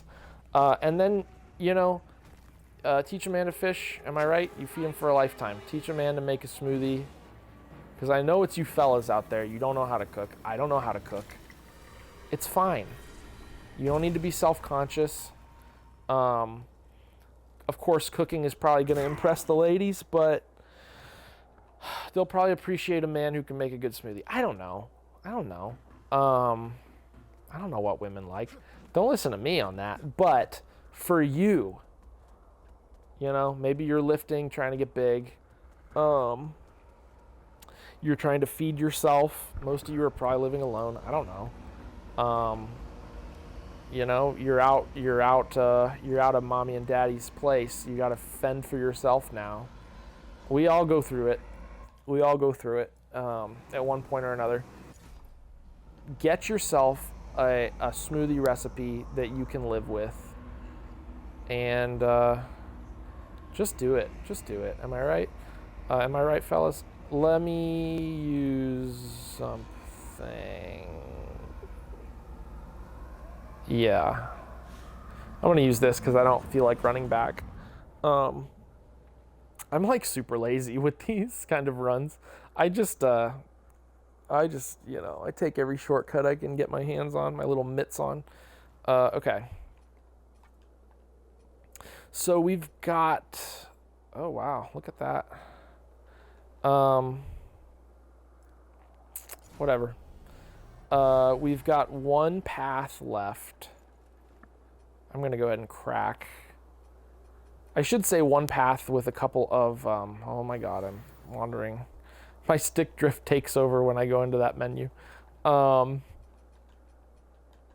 more path with a couple of little branching ways to go, I think. And then we're gonna be like done with this thing. Where there we go. Mance Supply Pathway. The way that in my challenge run for those achievements I went first, and I think I'd saved Thief for last actually, because Thief is maybe one of the safer, I don't know. You know what, now that I think about it, Thief is actually probably one of the less safe, but because you have to spend some time in Umbral, and like for that boss fight you have to be in Umbral, but it's like easy though, you know what I'm saying? Whereas like this crap, like look at this stupid gargoyle, I hate those gargoyles. Whereas this path probably has a little bit more, I don't know, maybe it's a little, I think it's probably I think this path is probably intended to be the last way that you go, typically, but in your challenge run, I think it's probably better to just get it out of the way first. Because you've got, you know, knockoff Sen's Fortress and some other bullshit in this path. I don't know. I have mixed feelings about the level design in this game. I think for the most part it's pretty good, but there's some questionable decisions. I think Thief is kind of weak. I think that area is a little bit weak. The swamp, I'm like, that's my swamp, you know? I don't know how I feel about the swamp. I don't even remember what came after the swamp. I already completed it in this run, so I've hurled it out of my memory. And I don't think it's super memorable. Oh yeah, like the town, the village. Red Cops? No, that's where you start the game. I don't remember. The place where you go and you fight the big magma monster guy, and then after that you go into the mines. I don't know. I don't know. I have kind of mixed feelings about the actual areas in this game. I don't think I have an issue with like how the game is laid out, but the areas themselves, I can't decide if I like most of them. Because there is kind of a lot of BS to traversing some of these areas. The main problem is the Umbral, man. I know I can't stop talking about the Umbral. It irritates me. It annoys me. This bullshit that's happening right now with this guy that I should have killed. This guy. Also, the freaking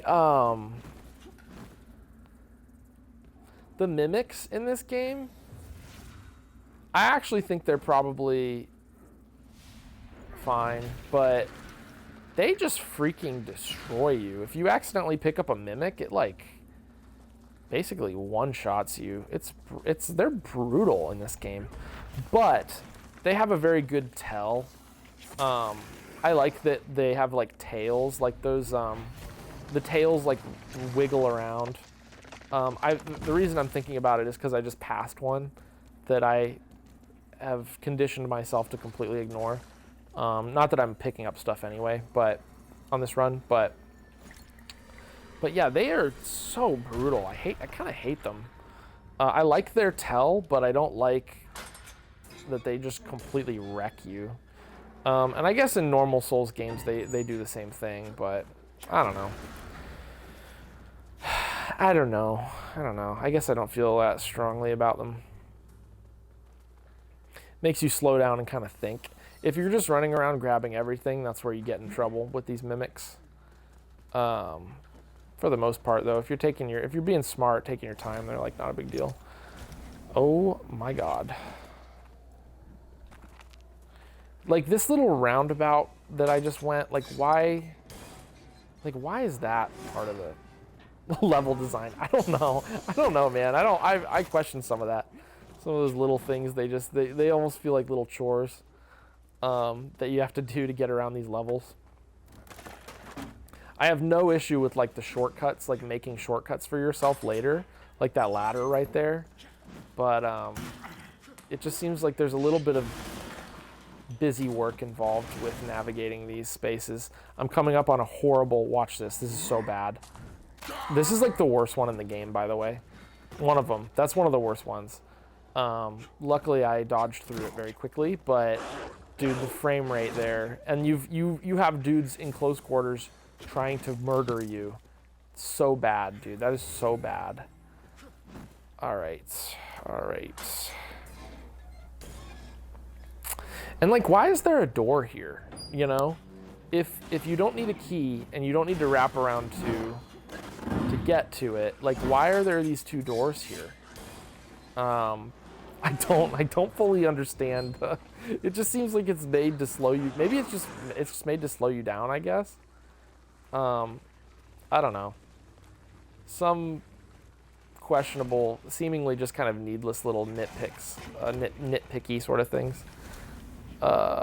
This one here makes sense because you had to wrap all the way around to get to it, and now you've made a shortcut to the bonfire. But so like some of them, I think they actually put thought into. But are you kidding me right now? Okay, whatever. It's fine.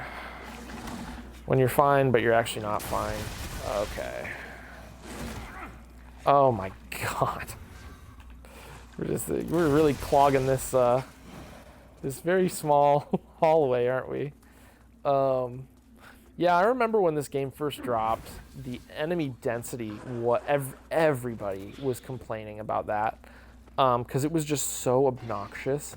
And the Umbral makes it 10 times worse because you've just got infinitely respawning dudes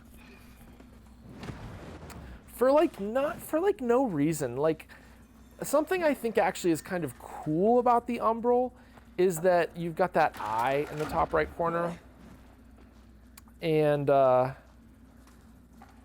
eventually it fills up, right? And it gets more chaotic as it fills up. It's kind of a cool idea. And then that red Reaper bastard shows up, and he's like, you basically have to figure out a way to cheese him. For me, it was at the end of the game, once you get to the big red crystal, like as you're approaching like the very final boss. You can totally take advantage of the Reaper's like range on where he can go and where he can't go.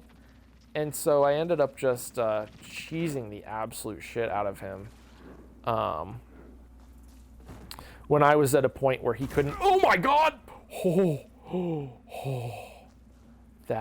This is what I'm talking about. Look at my guy. Dude. Oh my god. That's what I was talking about, this controller, dude. I'm happy I found a controller I can use for this today, but holy shit. That scared the crap out of me. Oh, that was fun. That's the way that we have to go. But first we need to pick up the Mark of a Deer. No, we have to pick up a key here that's gonna help us get to the Mark of a Deer, I'm pretty sure. I'm pretty sure. All right, let's roll. Literally. Rolling to freedom. The mid-roll is totally fine in this game. There's no reason to worry about getting down to light equip load. I don't think it's worth it, and I think it's unnecessary. Look at that, I couldn't get through those candles. That's so dumb. Here we go. Getting to maybe one of the harder, look at this stupid frame rate. Maybe one of the harder areas. He's about to pop in. Look at that. Look at that. Not this boss, but knockoff Sense Fortress, which comes right after this boss. Probably one of the harder parts of the game. I don't know, depending on your proclivity. Okay. Yeah, this guy's a complete joke. Oh man, and we make Tancred look like a little baby with this build. When he would normally be like probably one of the more challenging bosses, I don't know. This is so absurd that you have to wait that long for this guy to stand up and try to kill you again. Just one of those things that's like, can we just like, I don't know, it's a nitpick, but like, can we just like not waste time? I don't like things that like disrupt the flow. I'm complaining a lot about this game. I love this game, just for the record. But little things like that, man. Little things like that get on my nerves. And there is a way to get through this tower. There is a way. There's a way. I think you can get through pretty much the whole thing without going umbral, if I'm remembering correctly.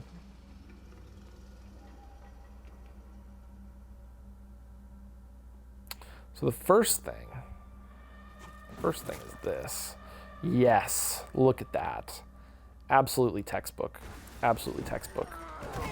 Oh, no. Yep, I forgot about that guy. But it's not a big deal. Can we climb down the ladder, please? There we go. All right. And just like that, we are... Oh, God. The platforming with this controller is so bad.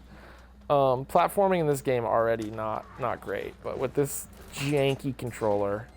And, of course, it's like just about the worst problem that you can have on a controller.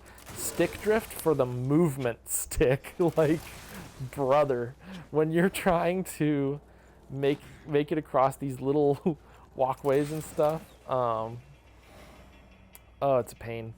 Didn't have to kill those guys, but I did. Oh, there we go. Got an invite to play Rocket League. Okay.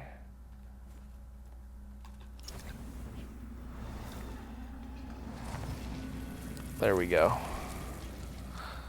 That was completely unnecessary, by the way, but you can die at this part, and I don't want to go all the way back up. You can die. It's possible to fall like Aragorn, where I totally passed the thing. There we go. That's the thing. You can see how this is like very clearly inspired by Sense Fortress. And it's okay. This area is fine. But obviously, like, when you're comparing it to Sense Fortress, it's like, okay. Like, it doesn't really hold up. It's cool. It's a cool area. I like it. I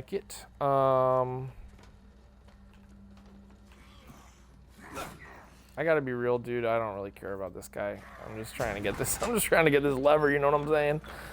Oh, let's do it. Okay. I'm actually gonna take this opportunity to make sure I'm still in the party. I really hope my my audio comes through. I love it when it's like a big mystery for a 3-hour stream if my audio is doing what it's supposed to do. And then that used to happen to me a lot more. Oh my God.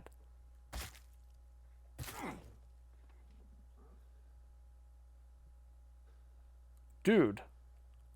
What? What? Oh my god. What? What is happening? What is happening? Oh no. Oh no. Dude. Dude, this is crazy. Where am I? Where am I, like, supposed to be, like, on the map right now? Like, this is... I mean, it almost looks like a real area. They've got rocks down here. What is going on? I don't think... I think I might have to save quit. Jeez. Yeah, I've never had this happen. I mean, I think I've fallen through the world. Yeah, I've definitely fallen through the world before. But, not like this. Wow, that sucks.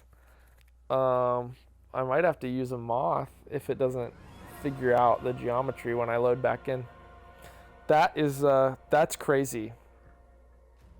That is crazy. Of course, the fun stuff happens. You gotta love it when fun stuff like that happens on stream. All right, I hear the rickety noises. Okay, there we go. Wow, that was so insane. I wonder if there's a way to replicate that, because I was trying to get this lever here, and then this dude, I think the dude just like pushed me through the geometry of the world. That was so insane. I love that just happened, and I love that it fixed itself. That's nice. On the like scale of jank, this game is somewhere between like the really good and the really bad Souls-likes. I'm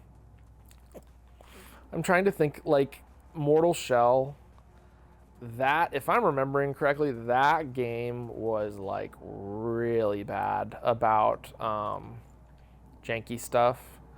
I don't remember if there was anything super game breaking like what just happened there. But it just did not feel polished, like, at all to me. The final boss of that game was, actually, now that I think of it, the final boss of that game was really, really weird and bad. And like, I think maybe it was my last stream where I played freaking what's it called? Bleak Faith. That's, as we all probably already know, that is a super janky Souls-like. In that game, I actually forgive a lot of the jank because I think it's actually a really good Souls-like. Oh, watch what happens here. This is crazy. I don't know why this boss reacts like this, but he just gets stun locked by these bolts. I don't know why. I don't know why Tancred's Phase 2 does this. Like, I think like maybe these exploding like physical bolts, like maybe they like hit all of his like limbs, like his like hit points. No, what am I trying to say? All of the like areas where he can be damaged. Maybe they like all register separately or something. I don't know what the issue is with that. I don't know if that's intentional. It definitely doesn't seem like it. Look at that janky lighting. Does not seem intentional on the dev's part, but like, wow, yeah, that's pretty bad. That's pretty bad, dude. Okay. Alrighty.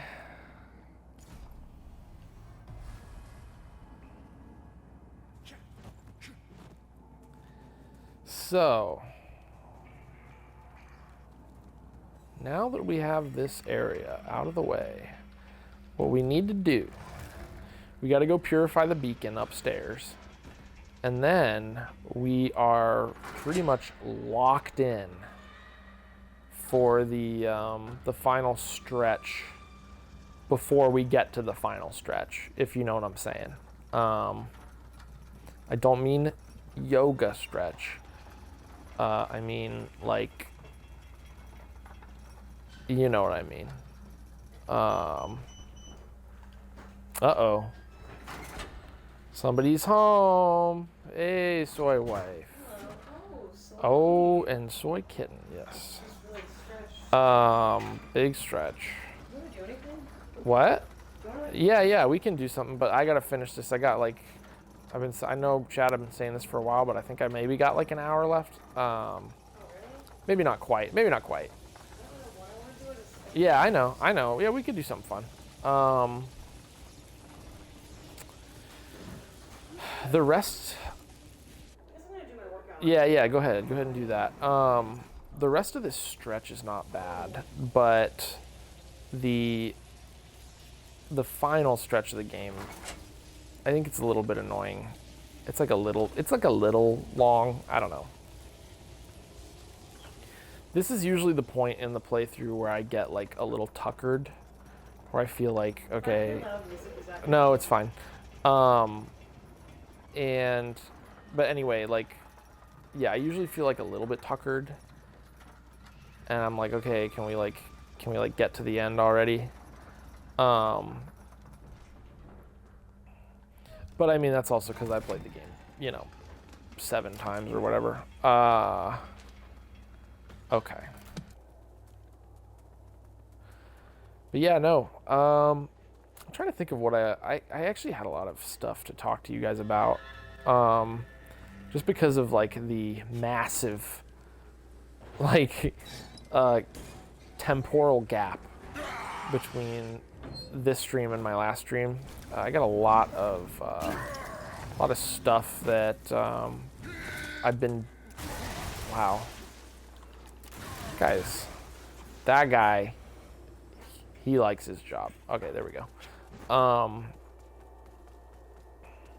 Yeah, it's been a while. I've played a lot of games since I last saw you for, I think, the Bleak Faith build guide playthrough. Avowed was really fun. I think people gave that game a lot of shit that it didn't deserve. It's not great, like, in a lot of aspects, it's not great, like, in terms of, I don't know, like, writing and, like, probably a lot of, like, production aspects like that. It's very kind of vanilla and boring and mid. But from an actual gameplay perspective, which, I mean, it's a game. Like, what's the most important thing about a game? It's the gameplay. Like, is it fun, I think the game's fun. I think it's fun. It gets too much flack. Don't get me wrong, like, AAA games nowadays, I do think that they generally suck, but I don't think that Avowed sucked. I think that it did a lot of things right, and the things that it did right, I think, pretty much make up for the stuff that it's not good at. So there you go. There's my super nuanced opinion about Avowed. I think I had a lot of fun with the... Oh my god. The actual, like, character building, like the build variety in that game, I think is good. I think it's fun. And something that I really like that game did with, like, ranged builds is that ammo was not a thing. Like, you did not have to worry about consumables to be playing a ranged build, and I just really, really appreciate that. I'm a casual gamer, okay? It's, I mean, I say that as I'm doing my 7th playthrough with my endgame build, but, like, I am, like, at the end of the day, like, I'm a very casual gamer. I'm not trying to sweat over here. And I think that, like, when you're doing a build, like, why would you want to worry about, like, consumables and stuff, Like, I don't know. It's a headache, I've never been a fan of games where you've got to worry about stuff like that. And like, you know me, I'm playing a ranged build right now. Like, and I've said on this playthrough, like, it's usually the most powerful kind of build, and I think it's also really fun too. Yes, you can argue that it makes it so that you're ignoring a lot of like learning, you know, boss movement, enemy movements and stuff like that. You are bypassing like a lot of, I think, what the devs intended you to contend with when you play a ranged build in pretty much every game. That's not like, you know, a shooter or something.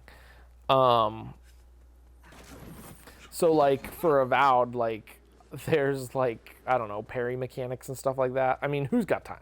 First off, who's got time for that? Am I right? I have like never parried in a game that I didn't have to parry in. Oh, speaking of Lies of P, everybody thinks you have to parry in that game. Totally not true. Totally not true. Made it through the entire game as a complete casual noob, not parrying anything without a problem. And it could be partly just because of the very specific build I made for that game, but I don't know. I feel like there's probably other ways to get around parrying. And I like that when a game lets you have options and build choices. And wrapping back around, you know, circling back to Avowed, I think that I really liked the build variety. Because I messed around with a couple of different things. At first, I was like messing around with like the the bow and arrow, crossbow. I don't really remember. I don't remember if there's both or what. But then I discovered the pistols and the like musket or blunderbuss or whatever, and they were just so good. And that kind of like made the game for me, honestly. It was kind of like game over after that. So I don't know, maybe at some point I'll play Avowed on stream. But that was like a big one that I was into for a minute, that got me to resubscribe to Game Pass. I think people's expectations about that game were out of whack as well. I think everybody wanted it to be like Obsidian's like big comeback or something. And so we, you know, I don't know, people were thinking like next Skyrim or something. Which like, I kind of get that.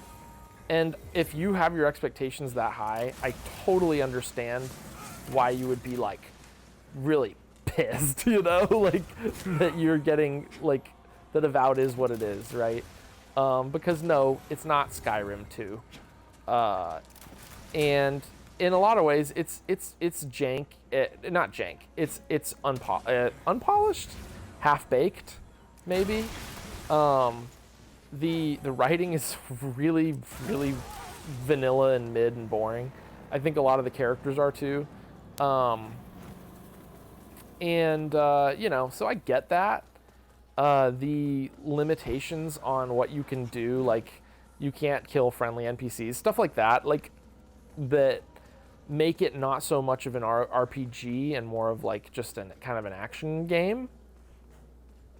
If you're expecting like a deep RPG experience, I can definitely understand why you would be upset. But that's why my expectations are basically below sea level for most AAA games, and why I was pleasantly surprised with Avowed. Because I gotta be real, I didn't expect very much out of it. As with all AAA games at this point. Keep your expectations low and you'll live a happier life. That's what I'm trying to say. I had a lot of fun, and I'm going to go back and finish it at some point, but, you know, we've got, like, the endless backlog to deal with, don't we? So, yeah, for what it is, it's really fun. That's what I'm trying to say. I like my dual pistols musket build. It's super strong, super fun. You can sling spells. Like the skill trees are cool. They're fun. The spells are cool and fun. And yeah, I think it's fun. I think it's just a fun game. I think it's a good game. And I actually saw an interesting article. I think it was the devs. They were talking about how Avowed is like kind of the perfect kind of game for Game Pass because it's not like it's a game that I think the devs were saying it like the development cycle was fairly reasonable. They didn't have to like kill themselves to get it out the door. And for a subscription-based gaming service, you want to be delivering like consistent content. And Avowed was just like a very doable game, you know, for Game Pass. And like from like a business standpoint, and honestly from like kind of a pragmatic perspective, like I completely get that and I understand. And for what it is, like I appreciate Avowed. I think it's fun. Sorry if you hate Avowed and you want me to hate Avowed too, but I don't know. I think like if games like Avowed consistently come out on Game Pass, where it's like a AAA game that doesn't completely suck and there's actually fun to be had, then that kind of makes Game Pass make sense, you know, to like as a subscription service to keep paying for. Because like, you know, we're all trying to like control our subscription expenditures in this economy.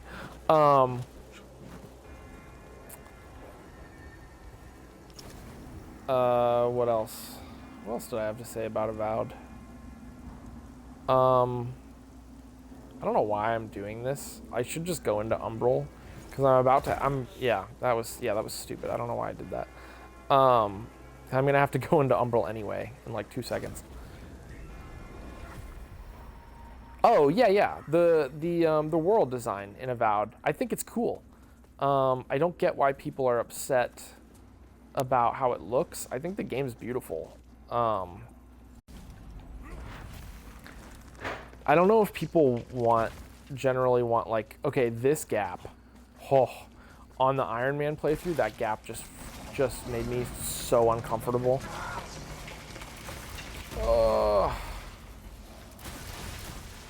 I hate these stupid fly things. Yeah, that gap is like literally one of the scariest parts of this playthrough on your Iron Man run. Because if you're doing the Radiance ending, which I maintain, I think it's the easiest way, then you have to come back here and kill Judge Cleric. And he's not a hard boss either, but that gap, man, that could screw you. Like that could really screw you. As a matter of fact, I think instead of jumping this gap again, I actually think I just vestige seeded back or whatever. Guy kind of spooked me for a sec. Vestige mothed back instead of trying to jump that gap again. Because it's risky, dude. Like, it's super scary. It's a pretty large gap, too. For a jumping mechanic that's already not great. Like, you could very easily whiff that and die.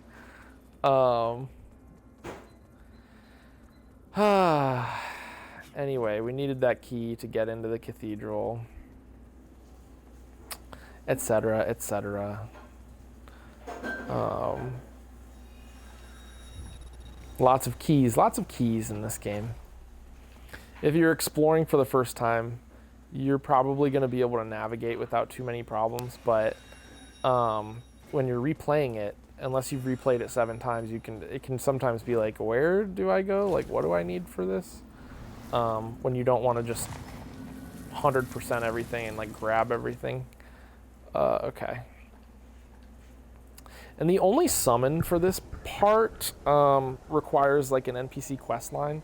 It's like that chick who hangs out at the Adir, I don't know what it is, like the Covenant sort of thing.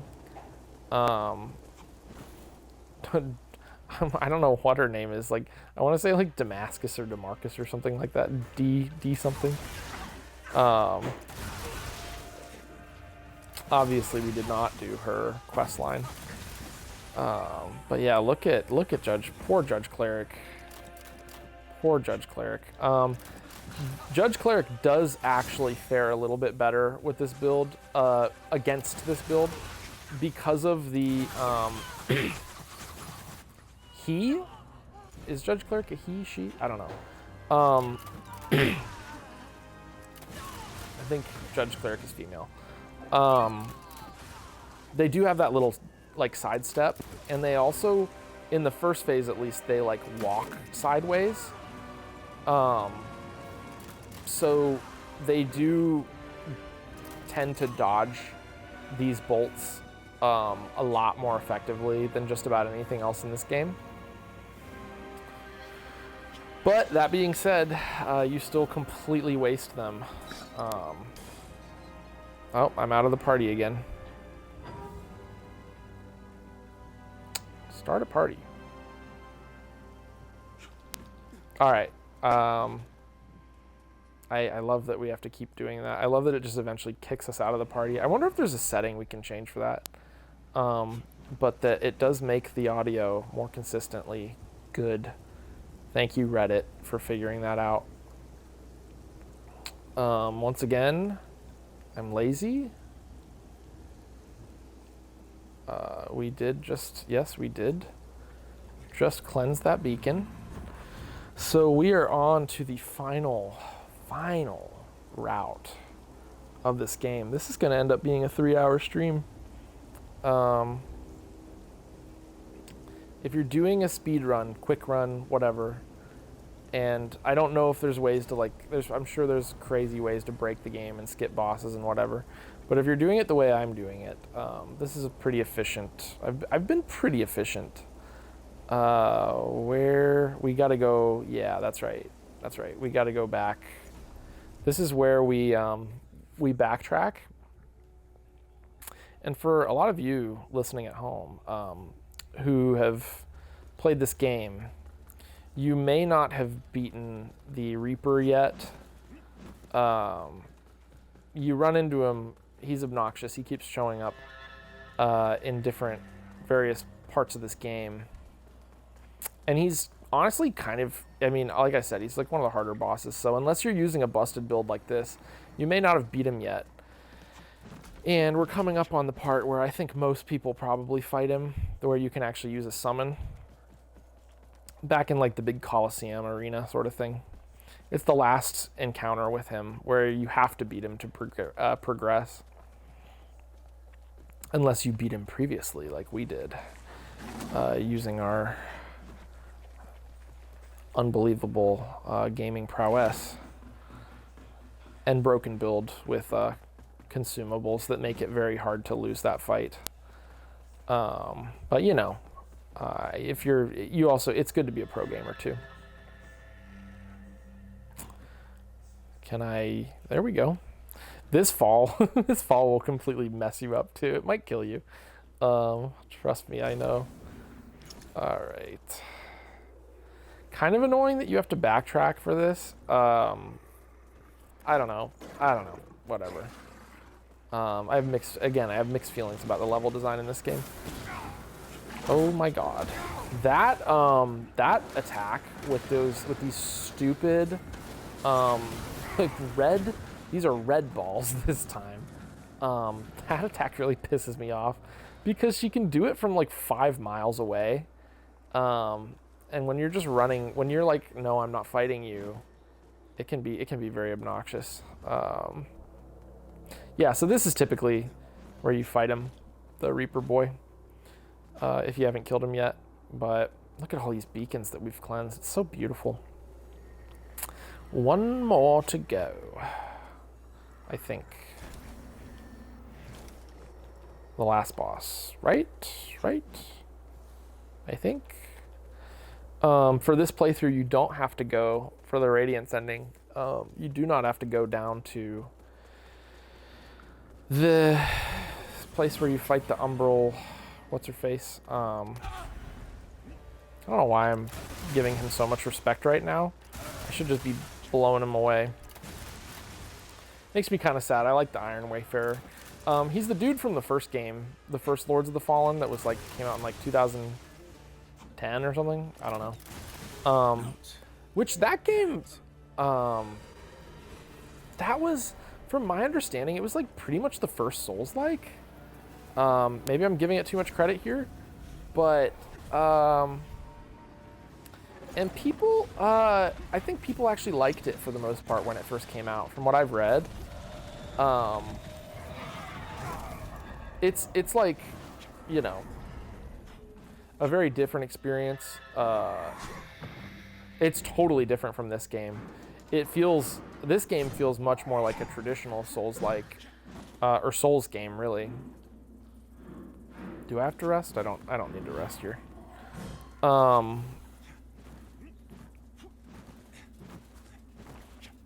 But the first one, I think people look back on it kind of negatively now. I think when it first came out, it was pretty well received because people, I mean, at that point, we were all like dying for more Souls content, right? And now we're just drowning in Souls-like, so we're like spoiled for choice now.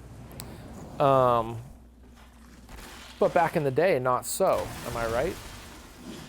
So I feel like anything that even reminded us a little bit of Souls games were much appreciated. But that game nowadays, going back, I'm sure it feels kind of clunky. And it had more of a kind of, I don't know if you would say methodical, but definitely a lot slower and clunkier. Like it was just like very like heavy, like metal, you know. Every attack was just like just very you know, your dude was like kind of almost like a Iron Wayfarer, right? That's that character, but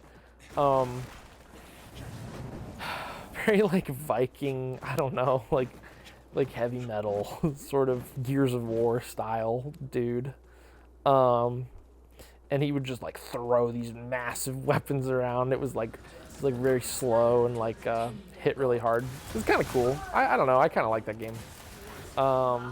I ended up dropping it. I don't know why I do this. Sometimes I get to a final boss of a game, and I just like I can't remember if I actually bothered beating it or if I just dropped it because I got bored or something. Not to say like the final boss is hard. But I've done that with a few other games where like I'll be into it, and then I don't know if it's like attention problems or whatever, but I'll just get bored and drop it for no apparent reason. I do the same thing with anime. Speaking of which, I was watching, I should probably level up, shouldn't I? It'd be the responsible adult thing to do.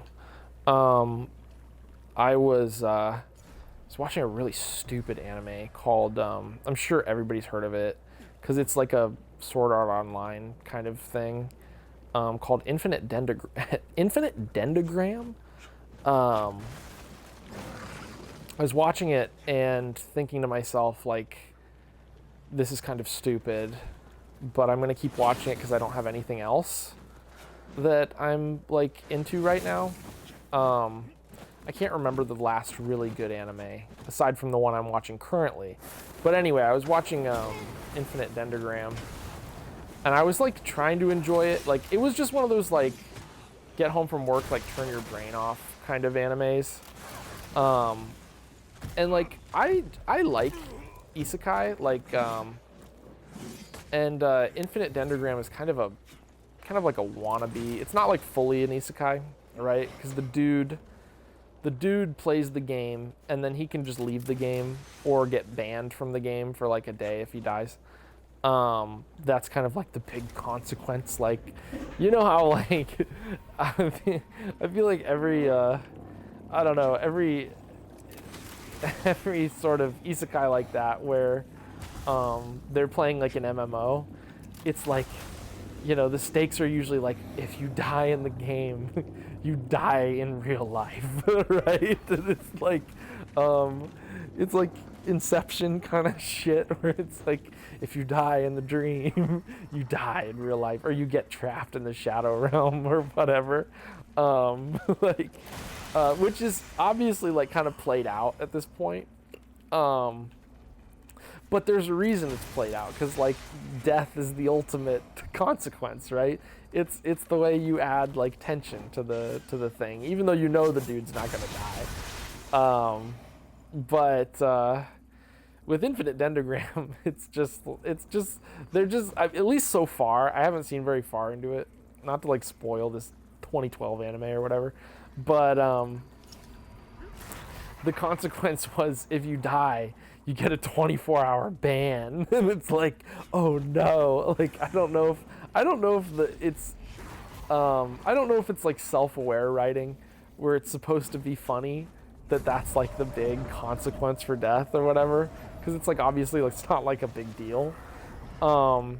It's like a minor inconvenience. Like you can't, I mean, in real life that would be really annoying, right? I think we can all relate to that. Like if you died in a game, it's almost like an Iron Man mode. Like if you die, you go all the way back to the start, or you get a 24-hour ban. Like how freaking annoying would that be? But for that to be like the central plot element, like the big consequence for death in that game, I don't know, I think it's kind of funny. When pretty much every other MMO isekai, I feel like, is like, oh, they're stuck in the game, and so like, I don't know, if I die, like, am I gonna die in real life? I don't know.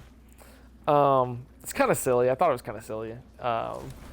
But yeah, no, I was watching it, and it was just kind of stupid.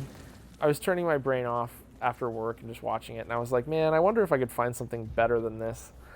A lot of the time, I think the best motivation to find a good anime is to watch a shitty anime and just finally be like fed up and just like, okay, like get to that point where it's like, okay, I can't force myself to watch this anymore. And I want something to turn my brain off after work, but not something like that. 'Cause like I'll watch stupid anime, but like it's got to bring something to the table. Like even if it's just culture, you know, like it's fine. If it's just culture, I can most of the time get behind it. But Infinite Dendrogram is one of those that like, it doesn't even really have culture, if I'm being honest. So it just felt very underwhelming, and I was like, you know what? I'm just gonna pick something else. I find it really hard to find good anime, because most of the like YouTube anime lists are like AI generated or whatever, and they kind of suck. So I never know like what's actually good. And then it doesn't actually seem like there's a whole lot of decent Reddit threads for anime recommendations, but I do get a lot of good. In the past, I've gotten a lot of good recommendations from there. But sometimes, like if I'm watching something dumb, I'll just give up and be like, okay, I can probably find something better by just clicking on a random thing on like Netflix or Hulu or whatever.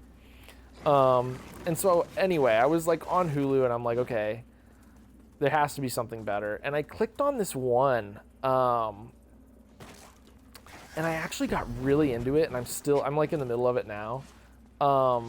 It's called like, the name is god awful. It's called like Resindux Noir or something like that. Like it's just like one of the worst names you can imagine for an anime. It sounds so bad. Oh god, the frame rate, dude. What is up with that frame rate? That might have almost killed me there. Anyway, I think it's called Resindux Noir. It's just such a bad name. Like it doesn't tell you anything about what this anime is going to be like. It's somehow very descriptive without telling you anything. Like I don't know if the writers like, I don't know. I should probably like Google what this name is like supposed to mean. If there's like translation issues or something, but but actually, I think it's a Hulu original. I think like Hulu, because you know, like Netflix will do their own original animes. I think this is. It says at the beginning of the show it's like a Hulu original. And it's like I had no expectations, right? And it's just like this mecha anime that has like kind of it looks kind of like cyberpunk with the aesthetic. And I was shocked at like how good the anime actually is. I don't I'm not like a connoisseur. Like I don't like watch great anime. I tend to just watch the same kind of stuff in genres that I like, you know? So it'll be like isekai or like culture or whatever. And this one, or like, I used to be really into like slice of life, kind of chill anime. And this one really got me. Like the first episode, I was like, man, is there actually something here? Like, I had no expectations out of a random mecha anime that's like a Hulu original. But I'm finding like I actually like the characters. I like the writing. The weakest thing I actually think is the 3D like animated battles. But even those are like not bad. And in some cases the battles are actually cool. Which was just like, I was just like shocked. So anyway, that's what I'm in the middle of right now. And I think it's good. I would recommend it to anyone. It obviously like Cyberpunk was like a god tier anime. Like that anime rocked. It's probably one of the closer comparisons I have to this anime. Like if Cyberpunk was more of like a mecha, I guess.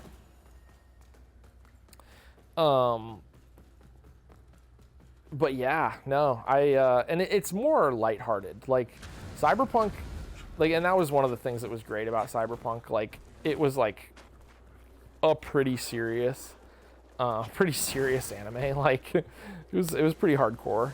And it pulled it off really well. Like, because the animation was like unbelievably good. Only one season too. Like, man, Cyberpunk did not waste any time. Like that was just like a really good. I mean, it's kind of a GOAT in my opinion. I don't think this anime is like even close to that. If you're being objective, if you're like trying to rate it objectively. But I think it's a really fun watch. I think it's really good. I'd recommend it to anyone. So yeah, we're getting like very, very close to the end of this game. And I'm trying to think of if there's look at that poor sucker. Trying to think if there's anything else I had to talk about. Because I've played, I've been like gaming and watching stuff since I last streamed. But yeah. There we go.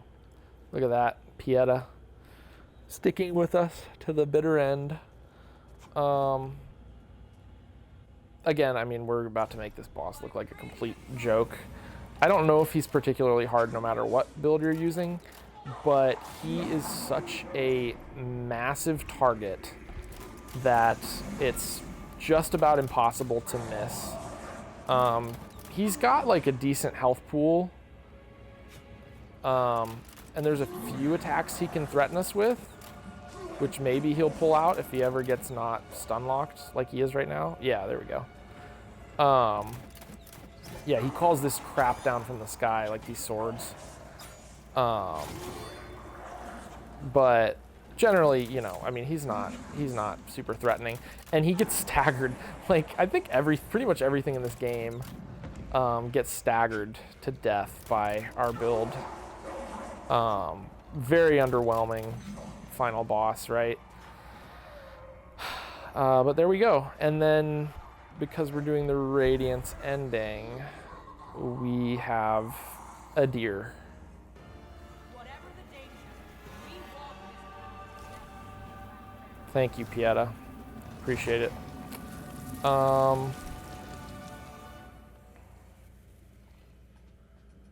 Yeah. I mean, we're like pretty much there.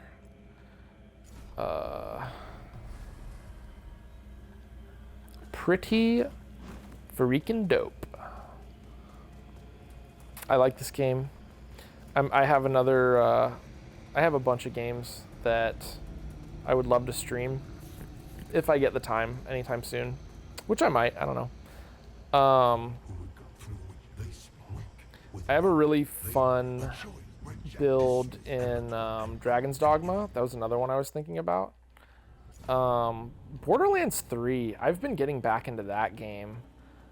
So much fun, and I have a really fun build for that game too. Man, I should, Lies of P. I gotta stream that one because that would be just a fun that would be a fun kind of chill playthrough. I stood as mankind's guardian, shepherding them with wisdom and love. Yet in return, I was. This guy is such a freak. Those three power-hungry malefactors who declared themselves judges turned my own children against me. And he rambles for this whole fight, actually, now that I think of it. Kind of an interesting boss fight. I don't know.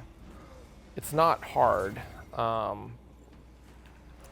The judges and their crazed followers butchered those who remained loyal to me. Interesting that it's like this easy though. Like, I don't know if that was like intentional. In the end, even I fell. It's a little. I mean, it's obviously it's like underwhelming. It's like not a boss that anyone's writing home about. It's almost kind of like a lore boss. And it's got these stupid. I hate these freaking blue balls, dude. I hate them. It's such a waste of a mechanic. Just waste your time. But yeah, like kind of interesting. You have to follow his dudes around.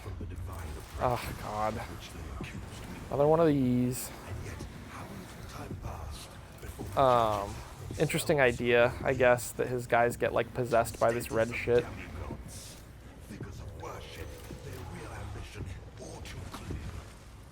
Okay. Honestly, I think it could do without so many ads, like, that you actually have to kill. I think it could chunk his health a little faster, like, because this boss fight kind of drags out. And I've never listened to his whole speech. Like, maybe he just finished it there. Maybe he's about to restart. And now, after all the time mankind have I had don't to know. shape their own destiny, Where is this last? I also don't know if like you run out of time eventually, and maybe it just kills you. Like he gets like a ritual done or something. I don't really know. Because like clearly this is some kind of like satanic like blood ritual. I don't know, fire, blood, hellish. Like look at this. Like what is this? you have been deceived and enslaved by forces who regard you as nothing more than an instrument through which they might enact their blasphemous will and prevent my rightful return. I mean, yeah, it's over. He just does not shut the fuck up. 2.5 hours. Not bad. Skip. Skip. Skip. Skip. And we're just going to continue the current journey. And honestly, probably uninstall because I have nothing. I really have nothing left to teach you.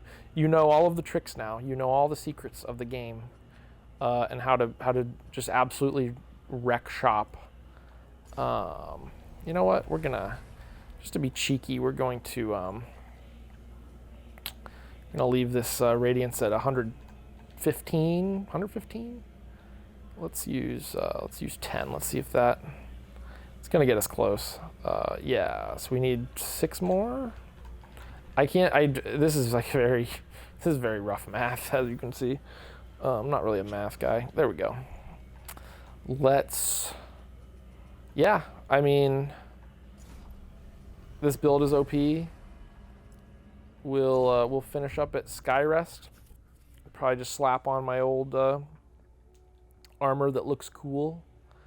And we're gonna call it a day. Probably uninstall this game because it's like 80 freaking gigabytes. Let's see. Oops.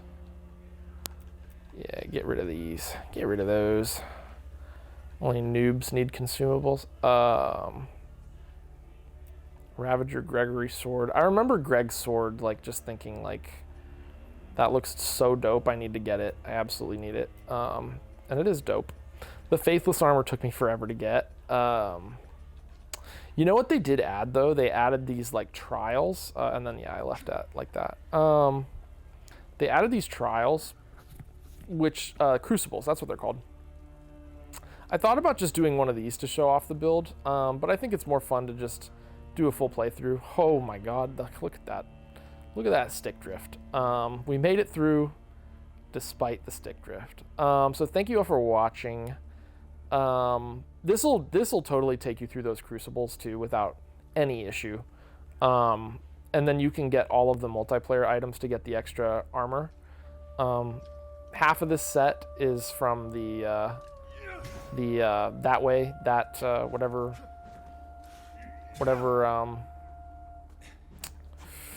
whatever PvP sort of multiplayer faction that is. But yeah, you can get the materials for the armor from those crucibles. This build will carry you through without any issues, especially if you use the consumables. They make it very easy. And you can get the consumables for the other factions that way too. So yeah, and this build will power you through all of the ridiculous achievements in this game. So thank you all for watching. I'm probably going to be back soon with more build guides / playthroughs. Like I said, Dragon's Dogma, Lies of P is stuff I've been thinking about. Maybe Borderlands 3. I don't know. We'll see. I will catch you all on the next one. Give me a like, give me a comment, give me a sub. It is appreciated. And have a good one.